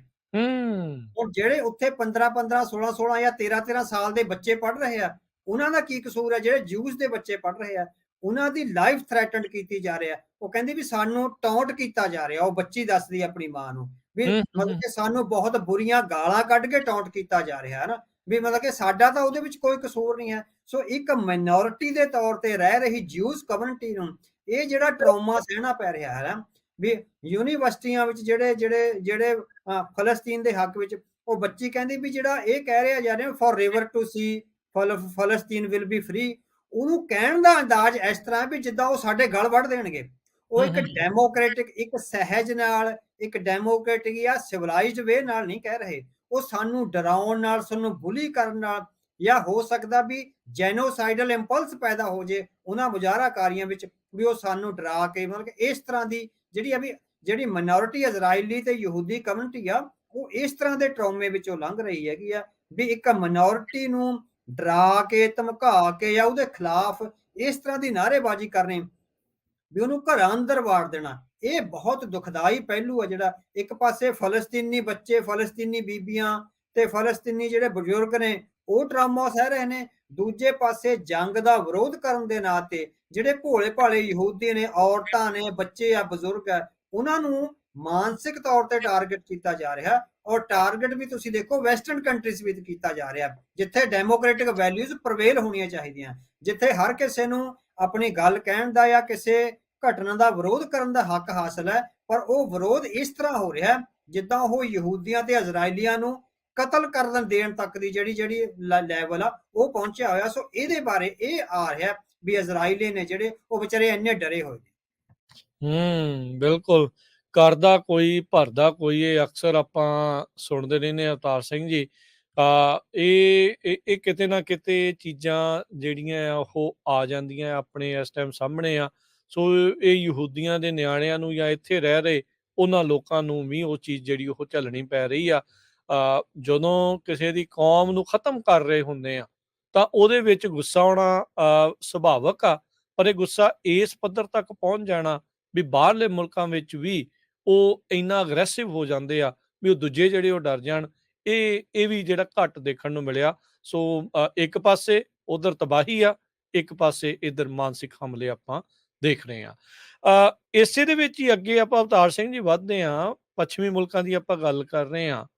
ਇਹ ਕਿਤੇ ਨਾ ਕਿਤੇ ਇਹ ਸਾਰੀਆਂ ਚੀਜ਼ਾਂ ਯਹੂਦੀਆਂ ਖਿਲਾਫ ਨਫ਼ਰਤ ਜਿਹੜੀ ਆ ਉਹ ਉਭਾਰ ਰਹੀ ਆ। ਇਸ ਨੇ ਇਹ ਸਾਰੇ ਮਾਮਲੇ ਨੇ ਨੇਤਨਿਆਹੂ ਦੀ ਇਸ ਜਿੱਦ ਨੇ ਜਾਂ ਜੋ ਇਹ ਸਾਰਾ ਕੁਝ ਉੱਥੇ ਚੱਲ ਰਿਹਾ ਆ, ਕਿਤੇ ਇਸੇ ਕੌਮ ਦੇ ਲਈ ਕੋਈ ਨਵਾਂ ਸੰਕਟ ਤਾਂ ਨਹੀਂ ਖੜਾ ਕਰਤਾ? ਹਾਂਜੀ, ਹਾਂਜੀ। ਸੋ ਯਹੂਦੀਆਂ ਲਈ ਇਸ ਵੇਲੇ ਬਹੁਤ ਵੱਡਾ ਜਿਹੜਾ ਸੰਕਟ ਆ, ਔਰ ਉਹਨਾਂ ਦੇ ਵਿਚਾਰਿਆਂ ਤੇ ਭੋਲੇ ਭਾਲੇ ਜਿਹੜੇ ਆਮ ਸਕੂਲਾਂ 'ਚ ਪੜ੍ਹਦੇ ਆ ਜਾਂ ਸਿਲੀਕਨ ਵੈਲੀ 'ਚ ਕੰਮ ਕਰਦੇ ਆ, ਉਹਨਾਂ ਦੇ ਵਿਚਾਰਿਆਂ ਤੇ ਤਰਸ ਆਉਂਦਾ ਵੀ ਉਹ ਕਿਸ ਕਿਸਮ ਦੇ ਟਰੋਮੈਟਿਕ ਉਹਦੇ ਵਿੱਚ ਰਹਿ ਰਹੇ ਆ, ਖਾਸ ਕਰਕੇ ਅਮਰੀਕਾ ਵਿੱਚ ਜਿਹੜਾ ਕਿ ਉਹਨਾਂ ਦਾ ਸੈਕੰਡ ਹੋਮ ਹੈਗਾ। ਸੋ ਇੱਕ ਜਿਹੜੀ ਵੇਵ ਆ ਵੀ ਯੂਨੀਵਰਸਿਟੀਆਂ ਵਿੱਚ ਵਾਕਆਊਟਸ ਹੋ ਰਹੇ ਨੇ, ਕੌਂਸਲ ਹਾਊਸਿਸ ਵਿੱਚ ਵਾਕਆਊਟਸ ਹੋ ਰਹੇ ਨੇ। ਉਹ ਜਿਹੜੇ ਵਾਕਆਊਟਸ ਆ ਆਪਣੀ ਡੈਮੋਕ੍ਰੈਟਿਕ ਮਰਿਆਦਾ 'ਚੋਂ ਬਾਹਰ ਚਲੇ ਗਏ ਨੇ, ਉਹ ਹਿੰਸਕ ਹੋ ਗਏ ਨੇ। ਉਹ ਸ਼ਬਦਾਂ ਦੀ ਹਿੰਸਾ। ਸੋ ਜਿਹੜਾ ਕਤਲ ਹੁੰਦਾ ਉਹ ਹਥਿਆਰਾਂ ਨਾਲ ਹੀ ਨਹੀਂ ਹੁੰਦਾ, ਉਹ ਸ਼ਬਦਾਂ ਨਾਲ ਵੀ ਕਤਲ ਹੁੰਦਾ। ਸੋ ਜਿਹੜਾ ਗਾਲੀ ਗਲੋਚ ਕਰਨਾ, ਇਹ ਘਟੀਆ ਨਾਅਰੇ ਕਰਨੇ, ਮਤਲਬ ਕਿ ਇਹਨਾਂ ਨੇ ਜਿਹੜੀ ਹੈਗੀ ਆ ਯਹੂਦੀਆਂ ਦੀ ਆਊਟ ਆਫ ਇਜ਼ਰਾਈਲ ਜਿਹੜੀ ਹੋਂਦ ਆ ਉਹਦੇ ਲਈ ਵੱਡਾ ਖਤਰਾ ਖੜਾ ਕਰ ਦਿੱਤਾ। ਇਸੇ ਲਈ ਉਹਨੇ ਕਿਹਾ ਵੀ ਜਿਹੜਾ ਡ੍ਰੀਮ ਸੀਗਾ, ਜਿਹੜਾ ਨਾ ਉਹਨਾਂ ਦਾ ਜਿਊਜ਼ ਦਾ ਡ੍ਰੀਮ ਸੀਗਾ ਇੱਕ ਅਮਰੀਕਾ, ਵੀ ਉਹ ਡ੍ਰੀਮ ਆ ਜਿਹੜੀ ਗੋਲਡਨ ਏਜ ਹੈ ਉਹ ਖਤਮ ਹੋ ਰਹੀ ਹੈ। ਸੋ ਉਹਨਾਂ ਨੇ ਗੋਲਡਨ ਏਜ ਹੰਢਾਈ ਹੈ ਇੱਥੇ ਬਹੁਤ ਰਿਸਪੈਕਟਫੁਲੀ ਔਰ ਪੋਲੀਟੀਕਲੀ। ਉਹ ਵੱਡੇ ਅਹੁਦਿਆਂ ਤੇ ਰਹੇ ਨੇ, ਵੱਡੇ ਅਕੈਡਮਿਕਸ ਆ ਜਿਹੜੇ ਅਮਰੀਕਾ ਵਿੱਚ ਰਹਿ ਰਹੇ ਆ ਜਾਂ ਹੋਰ ਵੈਸਟਰਨ ਵਰਲਡ ਵਿੱਚ ਰਹਿ ਰਹੇ ਹੈਗੇ ਆ। ਸੋ ਉਹਨਾਂ ਦੇ ਖਿਲਾਫ ਇੱਕ ਸਾਜ਼ਿਸ਼ ਭਰਪੂਰ ਢੰਗ ਨਾਲ ਇੱਕ ਬਹੁਤ ਛੋਟੀ ਮਾਈਨੋਰਿਟੀ ਨੂੰ ਜਿਹੜਾ ਡਰਾਉਣ ਦਾ, ਜਿਨ੍ਹਾਂ ਦਾ ਉਹਨਾਂ ਜੰਗਜੂ ਕਾਰਵਾਈਆਂ ਨਾਲ ਕੋਈ ਵੀ ਸੰਬੰਧ ਨਹੀਂ ਹੈ, ਸੋ ਉਹਨਾਂ ਨੂੰ ਡਰਾਉਣ ਦਾ, ਧਮਕਾਉਣ ਦਾ, ਟਰੋਮੈਟਿਕ ਸਿਚੁਏਸ਼ਨ ਵਿੱਚ ਲੈ ਕੇ ਜਾਣ ਦਾ ਇਹ ਬੜਾ ਦੁਖਦਾਈ ਵਰਤਾਰਾ ਵਾਪਰ ਰਿਹਾ ਹੈਗਾ। ਇਹ ਸਿੱਖਾਂ ਨਾਲ ਵੀ ਵਾਪਰਿਆ। ਆਪਾਂ ਵੀ ਦੇਖਿਆ ਵੀ ਇਸੇ 1984 ਤੋਂ ਬਾਅਦ ਇਹੋ ਜਿਹਾ ਵਰਤਾਰਾ ਸਮੁੱਚੀ ਸਿੱਖ ਕੌਮ ਨਾਲ ਵਾਪਰਿਆ। ਉਹ ਤੋਂ ਪਹਿਲਾਂ ਮੈਂ ਕਈ ਵਾਰ ਉਹ ਤੋਂ ਬਾਅਦ ਜਦੋਂ ਹਰਿਆਣੇ ਵਿੱਚ ਸਫ਼ਰ ਕਰੀਦਾ ਸੀ ਤਾਂ ਜਾਣਬੁੱਝ ਕੇ ਸਿਗਰਟ ਪੀਣ ਲੱਗ ਜਾਂਦੇ ਸੀ ਬੰਦੇ, ਹਨਾ। ਸੋ ਉਹ ਸਾਨੂੰ ਦਿਖਾਉਣ ਲਈ ਪੀਂਦੇ ਸੀ, ਬੇਸ਼ੱਕ ਉਹ ਪਹਿਲਾਂ ਆਰਾਮ ਨਾਲ ਬੈਠੇ ਹੋਣ, ਪਰ ਜਦੋਂ ਸਰਦਾਰ ਬੰਦਾ ਵੜਿਆ ਤਾਂ ਉਹ ਜਾਣਬੁੱਝ ਕੇ ਸਿਗਰਟ ਪੀਂਦੇ ਸੀ। ਸੋ ਇਹ ਹਮਲਾ ਸੀ ਸਿੱਖਾਂ ਤੇ। ਸੋ ਇਸ ਤਰ੍ਹਾਂ ਦੇ ਹਮਲੇ ਨੂੰ ਆਪਾਂ ਨੇ ਬਹੁਤ ਬੁਰੀ ਤਰ੍ਹਾਂ ਹੰਢਾਇਆ। ਸੋ ਉਹੀ ਹਮਲਾ ਯਹੂਦੀ ਹੰਢਾ ਰਹੇ ਨੇ। ਉਹਨਾਂ ਨੂੰ ਇੱਕ ਤਰ੍ਹਾਂ ਨਾਲ ਇਹ ਦਰਸਾਉਣ ਲਈ ਨਾਅਰੇ ਮਾਰੇ ਜਾ ਰਹੇ ਆ ਵੀ we are very much against you. So ਇਹ ਹੈਗਾ। ਸੋ ਨਾਅਰੇ ਮਾਰਨ ਦਾ ਜਿਹੜਾ ਕਨਸੈਪਟ ਹੁੰਦਾ, ਇੱਕ ਡੈਮੋਕ੍ਰੈਟਿਕਲੀ, ਅਕੈਡਮਿਕਲੀ ਜਾਂ ਸਿਵਲਾਈਜ਼ਡ ਵੇ ਨਾਲ ਆਪਣਾ ਪ੍ਰੋਟੈਸਟ ਕਰਨਾ ਵੱਖਰੀ ਗੱਲ ਹੁੰਦੀ ਹੈ। ਮੈਂ ਤੁਹਾਨੂੰ ਕਿਹਾ ਵੀ ਜਿਸ ਤਰ੍ਹਾਂ ਸਿਗਰਟਾਂ ਪੀ ਕੇ ਧੂਆਂ ਛੱਡ ਕੇ ਜਾਣਬੁੱਝ ਕੇ ਸਿੱਖਾਂ ਨੂੰ ਟਾਰਗੇਟ ਕੀਤਾ ਗਿਆ ਨਾ, ਮਤਲਬ ਕਿ ਉਹ ਉਸ ਤਰ੍ਹਾਂ ਦੇ ਟਰੌਮੇ ਨੂੰ ਇਹ ਯਹੂਦੀ ਆ ਵਿਚਾਰੇ ਜਿਹੜੇ ਇਹਨਾਂ ਪੱਛਮੀ ਮੁਲਕਾਂ ਵਿੱਚ ਰਹਿ ਰਹੇ ਆ ਉਹ ਹੰਢਾ ਰਹੇ ਆ। ਸਕੂਲਾਂ ਵਿੱਚ ਲਗਾਤਾਰ ਆ ਰਹੀਆਂ ਨੇ। 13-13 ਸਾਲ ਦੇ ਬੱਚੇ ਆਪਣੇ ਪੇਰੈਂਟਸ ਨੂੰ ਦੱਸ ਰਹੇ ਆ ਵੀ ਕਿੱਦਾਂ ਬੁਲਿੰਗ ਹੋ ਰਹੀ ਆ ਸਾਡੇ ਨਾਲ। ਸਾਨੂੰ ਜਿਹੜੇ ਬੈਡ ਵਰਡ ਨੇ, ਐਫ ਵਰਡ, ਉਹ ਸ਼ਬਦ ਯੂਜ਼ ਕੀਤੇ ਜਾ ਰਹੇ ਆ ਸਾਡੇ ਦੇ ਖਿਲਾਫ ਨਾ, ਵੀ ਔਰ ਹੇਟਡ ਭਰੇ। ਵੀ ਇੱਕ ਬੱਚੇ ਨੇ 13 ਸਾਲ ਦੇ ਬੱਚੇ ਨੇ ਕਿਹਾ ਵੀ ਸਾਨੂੰ ਇੱਕ ਗਰੁੱਪ ਨੇ ਘੇਰ ਕੇ ਕਿਹਾ ਵੀ ਵੀ ਹੇਟ ਯੂ। ਹੁਣ ਉਹਨਾਂ 13 ਸਾਲ ਦੇ ਬੱਚੇ ਨੂੰ ਕੀ ਪਤਾ ਹੈ ਵੀ ਕੀ ਹੋ ਰਿਹਾ ਦੁਨੀਆ ਵਿੱਚ। ਔਰ ਉਹ ਜਿਹੜਾ ਹੇਟ ਦਾ ਹਮਲਾ ਉਹਦੇ ਤੇ ਹੋ ਰਿਹਾ, ਜਿਹੜੀ ਬੁਲਿੰਗ ਹੋ ਰਹੀ ਆ, ਜਿਹੜੇ ਐਫ ਵਰਡ ਯੂਜ਼ ਹੋ ਰਹੇ ਆ ਉਹਨਾਂ ਦੇ ਖਿਲਾਫ। ਸੋ ਉਸ ਬੱਚੇ ਦੀ ਜਦੋਂ ਡਿਵੈਲਪਮੈਂਟ ਹੋਣੀ ਹੈ ਐਜ਼ ਐਨ ਅਡਲਟ, ਤਾਂ ਉਹ ਕਿਸ ਟਰਾਮੇ ਨਾਲ ਲੈ ਕੇ ਹੋਏਗੀ। ਸੋ ਇਹ ਸਾਨੂੰ ਦੇਖਣ ਦੀ ਲੋੜ ਹੈਗੀ ਆ। ਸੋ ਯਹੂਦੀਆਂ ਦੇ ਖਿਲਾਫ ਜੰਗ ਦਾ ਵਿਰੋਧ ਕਰਨ ਦੇ ਨਾਂ ਤੇ ਉਸ ਭੋਲੀ ਭਾਲੀ ਮਾਈਨੋਰਿਟੀ ਕੌਮ ਦੇ ਖਿਲਾਫ ਇੱਕ ਜੈਨੋਸਾਈਡਲ ਇੰਪਲਸ ਆ ਜਿਹੜੀ ਉਹ ਫੈਲਾਈ ਜਾ ਰਹੀ ਹੈ, ਜਿਹੜੀ ਕਿ ਨਹੀਂ ਹੋਣੀ ਚਾਹੀਦੀ। ਫਲਸਤੀਨ ਦੇ ਹੱਕਾਂ ਦੀ ਰਾਖੀ ਕਰਦਿਆਂ ਯਹੂਦੀਆਂ ਦੇ ਕਤਲੇਆਮ ਦੇ ਲਲਕਾਰੇ ਮਾਰਨੇ ਇਹ ਕਿਸੇ ਵੀ ਤਰ੍ਹਾਂ ਜਾਇਜ਼ ਨਹੀਂ ਠਹਿਰਾਇਆ ਜਾ ਸਕਦਾ। ਸੋ ਬੜੀ ਸਮਾਨਤਾ ਜਿੱਦਾਂ ਆਪਾਂ ਦੇਖਦੇ ਹਾਂ ਵੀ ਜੋ ਸਿੱਖਾਂ ਖਿਲਾਫ ਹੇਟ ਚੱਲ ਰਹੀ ਸੀ ਪਹਿਲੋਂ ਸੀਗੀ ਤੇ ਹੁਣ ਜਿਹੜੀ ਹੋ ਰਹੀ ਆ ਉਹ ਕਿਤੇ ਨਾ ਕਿਤੇ ਉਹੀ ਚੀਜ਼ਾਂ ਇਸ ਟਾਈਮ ਆਪਾਂ ਦੇਖ ਰਹੇ ਹਾਂ। ਇਹ ਜਿਸ ਕਿਸਮ ਦਾ ਹੁਣ ਸਮਾਜਿਕ ਵਰਤਾਰਾ ਅੱਜ ਚੱਲ ਰਿਹਾ, ਅਵਤਾਰ ਸਿੰਘ ਜੀ, ਨਿਰਦੋਸ਼ ਯਹੂਦੀ ਸ਼ਹਿਰੀਆਂ ਦੇ ਖਿਲਾਫ ਉੱਭਰ ਰਿਹਾ ਆ, ਕੀ ਅਜਿਹਾ ਵਰਤਾਰਾ ਸਿੱਖਾਂ ਖਿਲਾਫ ਵੀ ਉੱਭਰ ਸਕਦਾ ਭਾਰਤ ਵਿੱਚ? ਇਦਾਂ ਲੱਗ ਰਿਹਾ ਵੀ ਕਿਤੇ ਕਿਤੇ ਉਹਦੇ ਦ੍ਰਿਸ਼ ਜਾਂ ਉਹਦੇ ਟ੍ਰੇਲਰ ਦਿਖਣੇ ਸ਼ੁਰੂ ਹੋਏ ਆ। ਹਾਂਜੀ, ਨਹੀਂ ਉੱਭਰ ਨਹੀਂ ਸਕਦਾ, ਕਾਫੀ ਦੇਰ ਤੋਂ ਉੱਭਰਿਆ ਹੋਇਆ। ਤੁਸੀਂ ਪਿਛਲੇ 10 ਸਾਲਾਂ ਤੋਂ ਦੇਖੋ ਵੀ ਭਾਰਤ ਦੇ ਜਿਹੜੇ ਮੇਨ ਚੈਨਲ ਨੇ ਉਹ ਕੋਈ ਵੀ ਮੌਕਾ ਨਹੀਂ ਖਿਚਾਉਂਦੇ ਜਦੋਂ ਸਿੱਖਾਂ ਦੇ ਖਿਲਾਫ ਜ਼ਹਿਰੀਲੀ ਨਫ਼ਰਤ ਨਾ ਫੈਲਾਉਣਾ ਹੋਵੇ। ਸਹੀ ਗੱਲ। ਛੋਟੇ ਮਾਮਲਿਆਂ ਤੇ ਤੁਸੀਂ ਦੇਖੋ ਕਰੋਨਾ ਕਾਲ ਦੌਰਾਨ ਇੱਕ ਜਥਾ ਸੀ ਜਿਹੜਾ ਹਜੂਰ ਸਾਹਿਬ ਤੋਂ ਆਇਆ ਤੇ ਉਹਦਾ ਕਰੋਨਾ ਪੋਜ਼ਿਟਿਵ ਨਿਕਲਿਆ ਮੇਰਾ ਖਿਆਲ ਹੈ ਨਾ। 15-20 ਦਿਨ ਉਹਨਾਂ ਲੋਕਾਂ ਦੇ ਖਿਲਾਫ ਨਹੀਂ, ਸਿੱਖ ਕੌਮ ਦੇ ਖਿਲਾਫ ਮੁੱਦਾ ਭੜਕਾਇਆ ਗਿਆ ਵੀ ਸਾਰੇ ਜੇ ਭਾਰਤ ਵਿੱਚ ਕਰੋਨਾ ਆਇਆ ਤਾਂ ਹਜੂਰ ਸਾਹਿਬ ਤੋਂ ਆਏ ਸਿੱਖਾਂ ਨੇ ਫੈਲਾਇਆ। ਦੂਜੇ ਪਾਸੇ ਅਮਿਤਾਭ ਬੱਚਨ ਨੂੰ ਕਰੋਨਾ ਹੋ ਜਾਂਦਾ ਤਾਂ ਉਹਦੇ ਹੱਕ ਵਿੱਚ, ਉਹਦੀ ਹਮਾਇਤ ਵਿੱਚ ਉਹ ਜੀ ਅੱਜ ਉਹਨੇ ਸੂਪ ਪੀਤਾ, ਅੱਜ ਉਹਨੇ ਦਲੀਆ ਖਾਧਾ। ਮਤਲਬ ਕਿ ਜੇ ਉਹਨੂੰ ਇੱਕ ਹਿੰਦੂ ਨੂੰ ਕਰੋਨਾ ਹੋਇਆ ਉਹ ਐਕਸੈਪਟੇਬਲ ਆ। ਜੇ ਕਿਸੇ ਸਿੱਖ ਨੂੰ ਕਰੋਨਾ ਹੋਇਆ ਤਾਂ ਪੂਰੀ ਸਿੱਖ ਕੌਮ ਨੂੰ ਬਦਨਾਮ ਕਰਿਆ ਗਿਆ। ਉਹਨਾਂ ਦੇ ਖਿਲਾਫ ਜੋ ਨਫ਼ਰਤ ਸੀ, ਤੁਸੀਂ 10 ਸਾਲਾਂ ਤੋਂ ਦੇਖ ਲਓ ਭਾਰਤੀ ਮੀਡੀਆ ਵਿੱਚ ਜਿੰਨੀ ਸਿੱਖਾਂ ਦੇ ਖਿਲਾਫ ਨਫ਼ਰਤ। ਕਿਸਾਨ ਮੋਰਚੇ ਦੌਰਾਨ 1.5 ਸਾਲ ਉਹਨਾਂ ਨੇ ਆਪਣੀਆਂ ਦਿਲ ਦੀਆਂ ਰੀਝਾਂ ਪੂਰੀਆਂ ਕੀਤੀਆਂ। ਇਹ ਜੈਨੋਸਾਈਡਲ ਇੰਪਲਸ ਆ, ਜਿਹੜੀ ਬਹੁ ਗਿਣਤੀ ਦਾ ਜਿਹੜਾ ਇੱਕ ਅਪਰ ਵਰਗ ਆ, ਜਿਹੜਾ ਜਾਤ ਵਿਭਾਨੀ ਵਰਗ ਆ, ਉਹ ਜਿਹੜਾ ਉੱਥੇ ਬੈਠਾ ਉਹਦੇ ਮਨ ਵਿੱਚ ਸਿੱਖਾਂ ਦੇ ਖਿਲਾਫ ਜਿਹੜੀ ਜ਼ਹਿਰ ਹੈਗੀ ਆ ਉਹ ਲਗਾਤਾਰ ਰਿਫਲੈਕਟ ਹੋ ਰਹੀ ਆ। ਹੁਣ ਤੁਸੀਂ ਦੇਖੋ ਵੀ ਪ੍ਰਧਾਨ ਮੰਤਰੀ ਨਰਿੰਦਰ ਮੋਦੀ ਦੇ ਹਰ ਹੁਕਮ ਤੇ ਜਿਹੜੀ ਕੌਮ ਆ, ਹਿੰਦੂ ਕੌਮ, ਫੁੱਲ ਚੜਾਉਂਦੀ ਆ।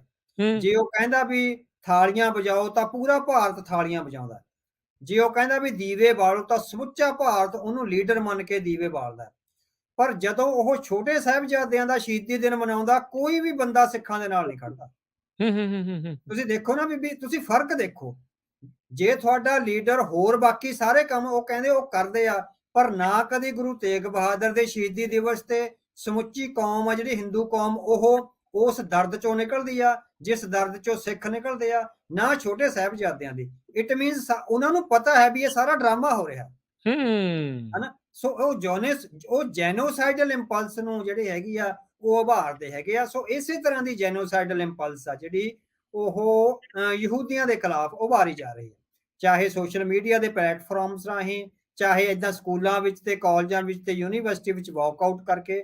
ਸੋ ਉਹਨਾਂ ਦਾ ਕੋਈ ਕਸੂਰ ਨਹੀਂ ਹੈ। ਸੋ ਕੋਈ ਨੇਤਨਯਾਹੂ ਵਰਗੇ ਕੁਝ ਲੋਕਾਂ ਦੀਆਂ ਗਲਤੀਆਂ ਦਾ ਜਿਹੜਾ ਸਿਲਾ ਹੈ ਅਸੀਂ ਸਮੁੱਚੀ ਯਹੂਦੀ ਕੌਮ ਨੂੰ ਨਹੀਂ ਦੇ ਸਕਦੇ।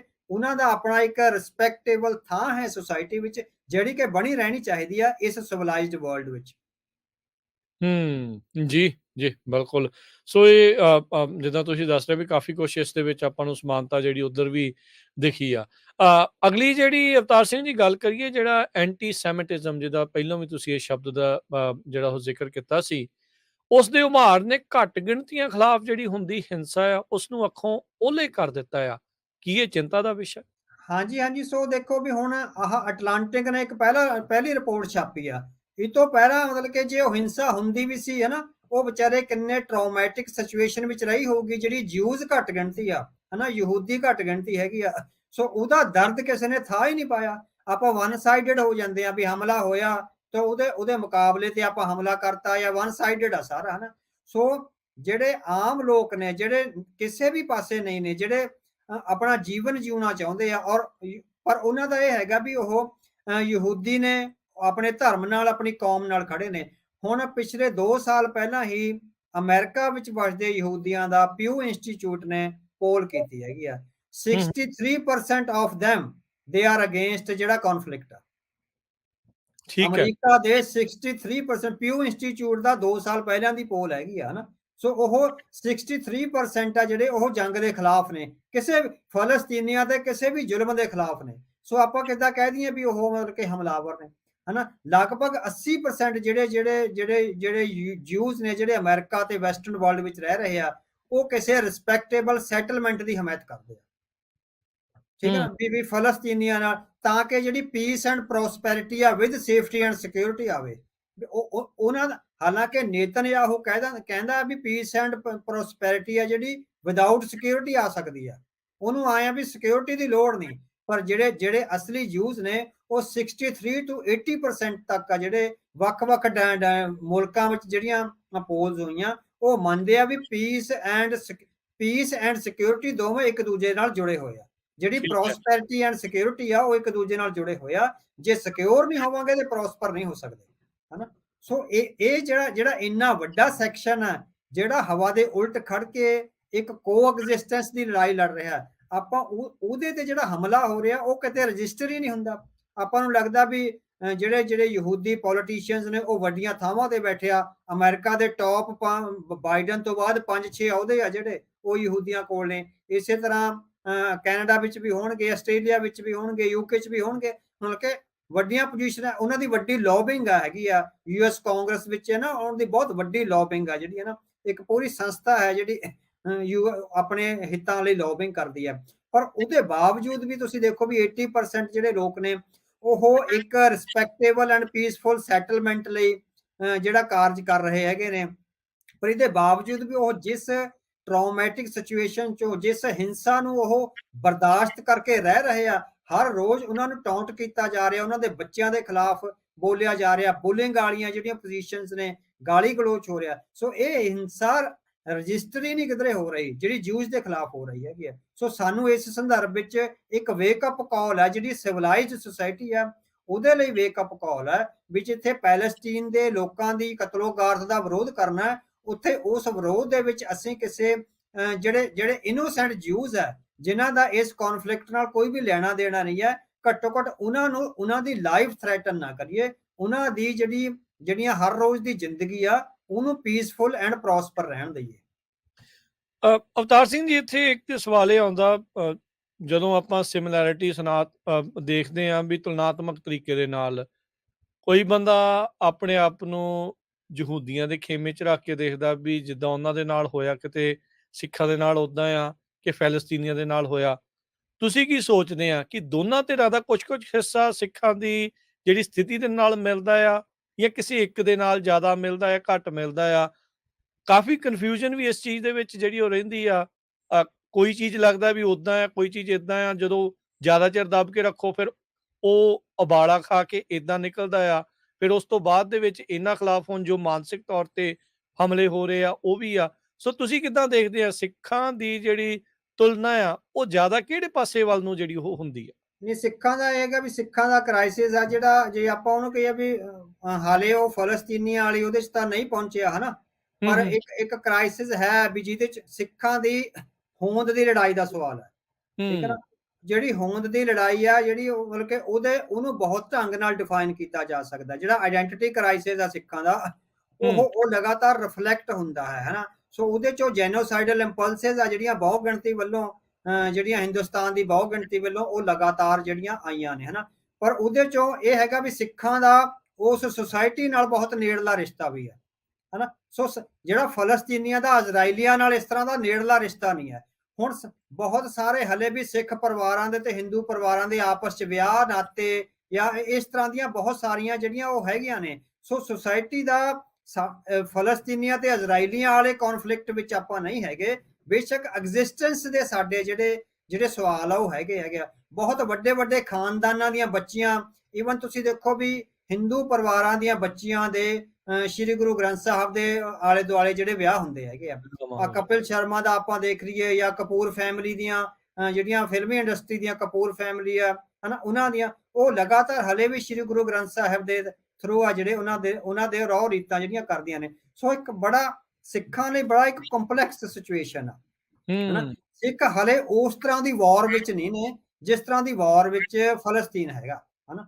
ਸੋ ਉਹ ਫਲਸਤੀਨੀ ਬਹੁਤ ਇੱਕ ਤਰ੍ਹਾਂ ਨਾਲ ਹੋਰ ਕਿਸਮ ਦੀ ਜੰਗ ਵਿੱਚ ਉਲਝੇ ਹੋਏ ਆ। ਸਿੱਖਾਂ ਦਾ ਆਇਡੈਂਟੀਟੀ ਕ੍ਰਾਈਸਿਸ ਹੈ। ਸੋ ਉਹ ਆਇਡੈਂਟੀਟੀ ਕ੍ਰਾਈਸਿਸ ਇਹ ਹੈਗਾ ਵੀ ਸਿੱਖਾਂ ਦੀ ਅਸਿਮੀਲੇਸ਼ਨ ਹੋ ਸਕਦੀ ਆ, ਫਲਸਤੀਨੀਆਂ ਦੀ ਅਸਿਮੀਲੇਸ਼ਨ ਨਹੀਂ ਹੋ ਸਕਦੀ ਹਨਾ। ਸਾਡੇ ਅਸਿਮੀਲੇਸ਼ਨ ਦੇ ਜ਼ਿਆਦਾ ਜਿਹੜੇ ਚਾਂਸਸ ਹੈਗੇ ਆ ਹਨਾ। ਸੋ ਸਾਡੀ ਐਲੀਮੀਨੇਸ਼ਨ ਨਾਲੋਂ ਅਸਿਮੀਲੇਸ਼ਨ ਜ਼ਿਆਦਾ ਖਤਰਨਾਕ ਹੈਗੀ ਆ। ਜਦੋਂ ਸਿੱਖ ਆਪਣੀ ਪਹਿਚਾਣ ਹੀ ਗਵਾ ਲੈਣਗੇ, ਜਦੋਂ ਇੱਕ ਗੁਰੂ ਦੇ ਸਿੱਖ ਵਾਂਗ ਸੋਚਣਾ ਮਹਿਸੂਸਣਾ ਅਤੇ ਫੀਲਿੰਗਸ ਆ ਜਿਹੜੀਆਂ ਉਹ ਖਤਮ ਹੋ ਜਾਣਗੀਆਂ। ਸਾਡੇ ਲਈ ਚੈਲੰਜਸ ਉਹ ਹੈਗੇ ਆ। ਸੋ ਉਹਦੇ ਚੋਂ ਜਿਹੜਾ ਹੈਗਾ ਵੀ ਆਪਾਂ ਟਰਾਮੈਟਿਕ ਸਿਚੁਏਸ਼ਨ ਵਿੱਚ ਆਪਾਂ ਵੀ ਰਹਿੰਦੇ ਆ, ਇੱਕ ਓਪਰੈਸਡ ਕਿਸਮ ਦੀ। ਪੰਜਾਬ ਤੋਂ ਬਾਹਰ ਜਦੋਂ ਜਾਣਾ ਹੋਵੇ ਉਸ ਤਰ੍ਹਾਂ ਉਹ ਇੱਕ ਤਰ੍ਹਾਂ ਦੀ ਟਰਾਮੈਟਿਕ ਸਿਚੁਏਸ਼ਨ ਰਹਿੰਦੀ ਹੈਗੀ ਆ ਵੀ ਕਿਤੇ ਵੀ ਕੁਝ ਹੋ ਸਕਦਾ ਹੈ। ਪਰ ਫਿਰ ਵੀ ਜਿਹੜਾ ਐਗਜ਼ਿਸਟੈਂਸ਼ੀਅਲ ਕ੍ਰਾਈਸਿਸ ਆ ਸਿੱਖਾਂ ਦਾ, ਉਹਨੂੰ ਜਿਹੜਾ ਆਪਾਂ ਰਿਸਪੌਂਸ ਕਰਨਾ ਹੈ ਜਾਂ ਜਿਹੜਾ ਉਹਨਾਂ ਨੂੰ ਸੰਬੋਧਿਤ ਹੋਣਾ ਹੈ ਉਹ ਐਜ਼ ਏ ਚੰਗੇ ਗੁਰਸਿੱਖ ਦੇ ਤੌਰ ਤੇ ਹੋਣਾ ਹੈ। ਸੋ ਸਿੱਖੀ ਵਿੱਚ ਇਸ ਤਰ੍ਹਾਂ ਦਾ ਨਹੀਂ ਹੈ ਵੀ ਕਤਲੋਗਾਰਤ ਜਿਹੜਾ ਜੇ ਅਸੀਂ ਅਕਿਊਟ ਤੋਂ ਅਕਿਊਟ ਸਿਚੁਏਸ਼ਨ 'ਚ ਵੀ ਹੋਈਏ, ਮਾਰੇ ਜਾਣ ਤੱਕ ਦੀ ਸਥਿਤੀ ਵਿੱਚ ਵੀ ਹੋਈਏ, ਉਸ ਵੇਲੇ ਵੀ ਸਿੱਖ ਗੁਰੂ ਸਾਹਿਬਾਨ ਦਾ ਇਹ ਸਿਧਾਂਤ ਆ ਵੀ ਅਸੀਂ ਨਿਰਦੋਸ਼ ਦਾ ਕਤਲ ਨਹੀਂ ਕਰਨਾ ਹਨਾ। ਔਰ ਇਤਿਹਾਸ ਵਿੱਚ ਸਿੱਖਾਂ ਨੇ ਮਤਲਬ ਕਿ ਕਰਕੇ ਦਿਖਾਇਆ ਹੈ ਵੀ ਜਦੋਂ ਭੱਜੀਆਂ ਜਾਂਦੀਆਂ ਫੌਜਾਂ ਤੇ ਕਦੀ ਵਾਰ ਨਹੀਂ ਕਰਿਆ ਸਿੱਖਾਂ ਨੇ, ਕਦੀ ਔਰਤਾਂ ਤੇ ਵਾਰ ਨਹੀਂ ਕਰਿਆ, ਕਦੀ ਬੱਚਿਆਂ ਤੇ ਵਾਰ ਨਹੀਂ ਕਰਿਆ। ਸੋ ਸਿੱਖਾਂ ਦੀ ਸਿਧਾਂਤਕ ਪਰਪੱਕਤਾ ਹੈ ਜਿਹੜੀ ਉਹ ਇੱਕ ਵੱਖਰੀ ਕਿਸਮ ਨਾਲ ਹੋਈ ਹੈ। ਆਪਾਂ ਦੁਨੀਆ ਵਿੱਚ ਨਾ ਦੋ ਕੌਮਾਂ ਨੂੰ ਚੂਜ਼ਨ ਪੀਪਲ ਮੰਨਿਆ ਜਾਂਦਾ, ਇੱਕ ਯਹੂਦੀਆਂ ਨੂੰ, ਇੱਕ ਸਿੱਖਾਂ ਨੂੰ। ਜਿਹੜੇ ਚੂਜ਼ਨ ਪੀਪਲ ਹੁੰਦੇ ਆ ਨਾ, ਚੂਜ਼ਨ ਪੀਪਲ ਅਕਾਲ ਪੁਰਖ ਵੱਲੋਂ ਸਿਰਜੀਆਂ ਹੋਈਆਂ ਕੌਮਾਂ ਹੁੰਦੀਆਂ। ਸੋ ਯਹੂਦੀ ਔਰ ਸਿੱਖ ਨੇ ਜਿਹੜੇ ਇਹ ਅਕਾਲ ਪੁਰਖ ਵੱਲੋਂ ਸਿਰਜੀਆਂ ਹੋਈਆਂ ਕੌਮਾਂ ਨੇ। ਯਹੂਦੀਆਂ ਦੇ ਇਤਿਹਾਸ ਵਿੱਚ ਇਹਨਾਂ ਦੇ ਚੂਜ਼ਨ ਪੀਪਲ ਦਾ ਕਨਸੈਪਟ ਆਉਂਦਾ ਵੀ ਅਸੀਂ ਅਕਾਲ ਪੁਰਖ ਵੱਲੋਂ ਮਨੁੱਖਤਾ ਦੇ ਕਿਸੇ ਖਾਸ ਮਿਸ਼ਨ ਨੂੰ ਪੂਰਾ ਕਰਨ ਲਈ ਸਿਰਜੇ ਗਏ ਆ। ਤੇ ਉਹੀ ਸੰਦਰਭ ਸਿੱਖਾਂ 'ਚ ਹੈ, ਖਾਲਸਾ ਮੇਰੋ ਰੂਪ ਹੈ ਖਾਸ, ਖਾਲਸੇ ਮੈਂ ਹੈ ਕਰੋ ਨਿਵਾਸ, ਪ੍ਰਗਟਿਓ ਖਾਲਸਾ ਪਰਮਾਤਮ ਕੀ ਮੌਜ। ਇਹ ਚੂਜ਼ਨ ਪੀਪਲ ਆ। ਜਿਹੜੇ ਚੂਜ਼ਨ ਪੀਪਲ ਹੁੰਦੇ ਆ ਉਹ ਮਨੁੱਖਤਾ ਦੇ ਕਿਸੇ ਬਹੁਤ ਵੱਡੇ ਕਾਰਜ ਨੂੰ ਕਰਨ ਲਈ ਗੁਰੂ ਮਹਾਰਾਜ ਵੱਲੋਂ ਅਕਾਲ ਪੁਰਖ ਵੱਲੋਂ ਆਪ ਸਿਰਜੇ ਹੋਏ ਹੁੰਦੇ ਆ। ਸੋ ਜਦੋਂ ਉਹ ਸਿਰਜਣਾ ਦੇ ਕਾਰਜ ਵਿੱਚ ਉਹਨਾਂ ਤੇ ਬਹੁਤ ਸਾਰੇ ਡਿਸਿਪਲਿਨ ਹੁੰਦੇ ਆ, ਪਾਬੰਦੀਆਂ ਹੁੰਦੀਆਂ ਉਹਨਾਂ ਦੇ ਜੀਵਨ ਵਿੱਚ। ਉਹ ਇਹ ਕੌਮਾਂ ਉਹ ਸਾਰਾ ਕੁਝ ਗੰਦਮੰਦ ਨਹੀਂ ਕਰ ਸਕਦੀਆਂ ਜਿਹੜੇ ਬਾਰਕਵੀ ਲੋਕ ਕਰਦੇ ਆ।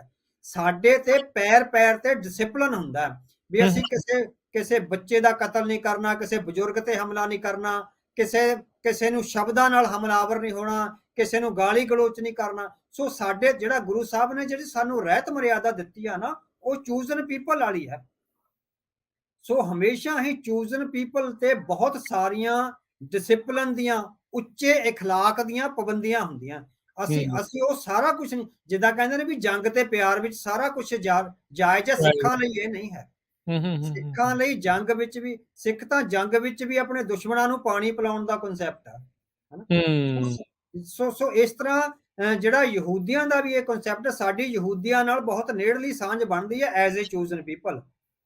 ਸੋ ਸਿੱਖਾਂ ਨੂੰ ਲਗਾਤਾਰ ਯਹੂਦੀਆਂ ਨਾਲ ਜਿਹੜੇ ਆਪਣੇ ਚੰਗੇ ਰਿਲੇਸ਼ਨ ਆ, ਇਸ ਸਿਧਾਂਤਕ ਆਸਪੈਕਟ ਤੋਂ, ਸੋ ਨੇਤਨਯਾਹੂ ਵਾਲੇ ਆਸਪੈਕਟ ਤੋਂ ਨਹੀਂ, ਜਿਹੜੇ ਆਈਡੀਓਲੋਜੀਕਲ ਰਿਲੇਸ਼ਨਸ ਆ ਸਾਡੇ ਯਹੂਦੀਆਂ ਨਾਲ ਹਨਾ, ਜਿਹੜੇ ਉੱਚੇ ਅਖਲਾਕ ਦੀਆਂ ਪਾਬੰਦੀਆਂ ਸਾਡੇ ਤੇ ਆ, ਉਹੀ ਉੱਚੇ ਅਖਲਾਕ ਦੀਆਂ ਪਾਬੰਦੀਆਂ ਸੱਚੇ ਸੁੱਚੇ ਯਹੂਦੀਆਂ ਤੇ ਵੀ ਨੇ।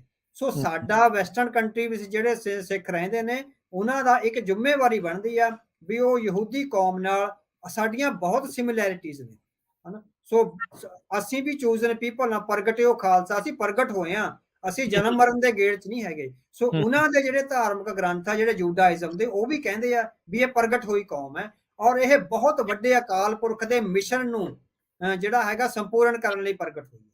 ਸੋ ਸਿੱਖ ਵੀ ਮਨੁੱਖਤਾ ਦੇ ਕਿਸੇ ਵੱਡੇ ਮਿਸ਼ਨ ਨੂੰ ਪੈਦਾ ਕਰਨ ਲਈ ਜਿਹੜੇ ਹੈਗੇ ਆ, ਸੰਪੂਰਨ ਕਰਨ ਲਈ ਪੈਦਾ ਹੋਇਆ। ਸੋ ਸਾਡੀ ਦੋਹਾਂ 'ਚ ਸਾਡੀ ਯਹੂਦੀਆਂ ਨਾਲ ਜਿਹੜੀ ਵੱਧ ਸਾਂਝ ਬਣਦੀ ਹੈਗੀ।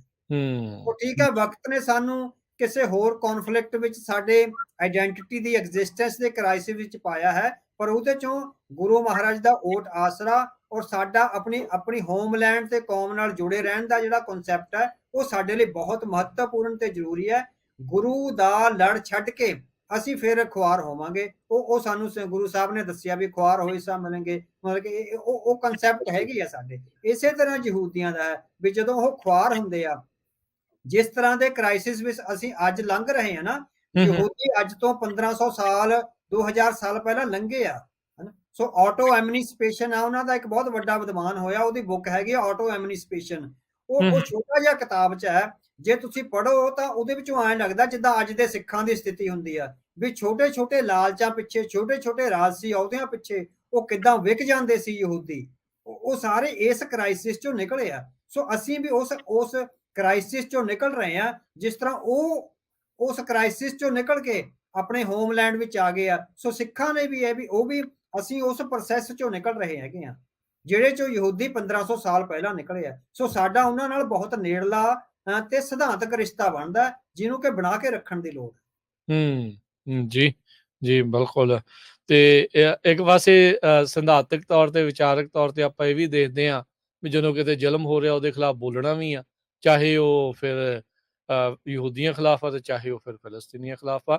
ਉਹ ਸਾਰੀ ਚੀਜ਼ ਆ ਇੱਕ ਜਿਹੜੀ ਚੋਜ਼ਨ ਵਾਲੀ ਤੁਸੀਂ ਜਿਹੜੀ ਉਹ ਗੱਲ ਦੱਸੀ ਆ। ਸੋ ਬਹੁਤ ਸਾਰੀਆਂ ਨਵੀਆਂ ਗੱਲਾਂ ਦੇ ਉੱਤੇ ਜਿਹੜੀ ਤੁਸੀਂ ਅੱਜ ਝਾਤ-ਖੋਰੀ ਕੀਤੀ ਆ, ਨਵੇਂ ਐਂਗਲਸ ਤੋਂ, ਨਵੇਂ ਦ੍ਰਿਸ਼ਟੀਕੋਣਾਂ ਤੋਂ ਆਪਾਂ ਨੂੰ ਇਹਨਾਂ ਚੀਜ਼ਾਂ ਦਾ ਜਿਹੜਾ ਉਹ ਪਤਾ ਲੱਗ ਰਿਹਾ। ਇਸ ਦੇ ਲਈ ਅਸੀਂ ਬਹੁਤ ਤੁਹਾਡਾ ਧੰਨਵਾਦ ਕਰਦੇ ਹਾਂ।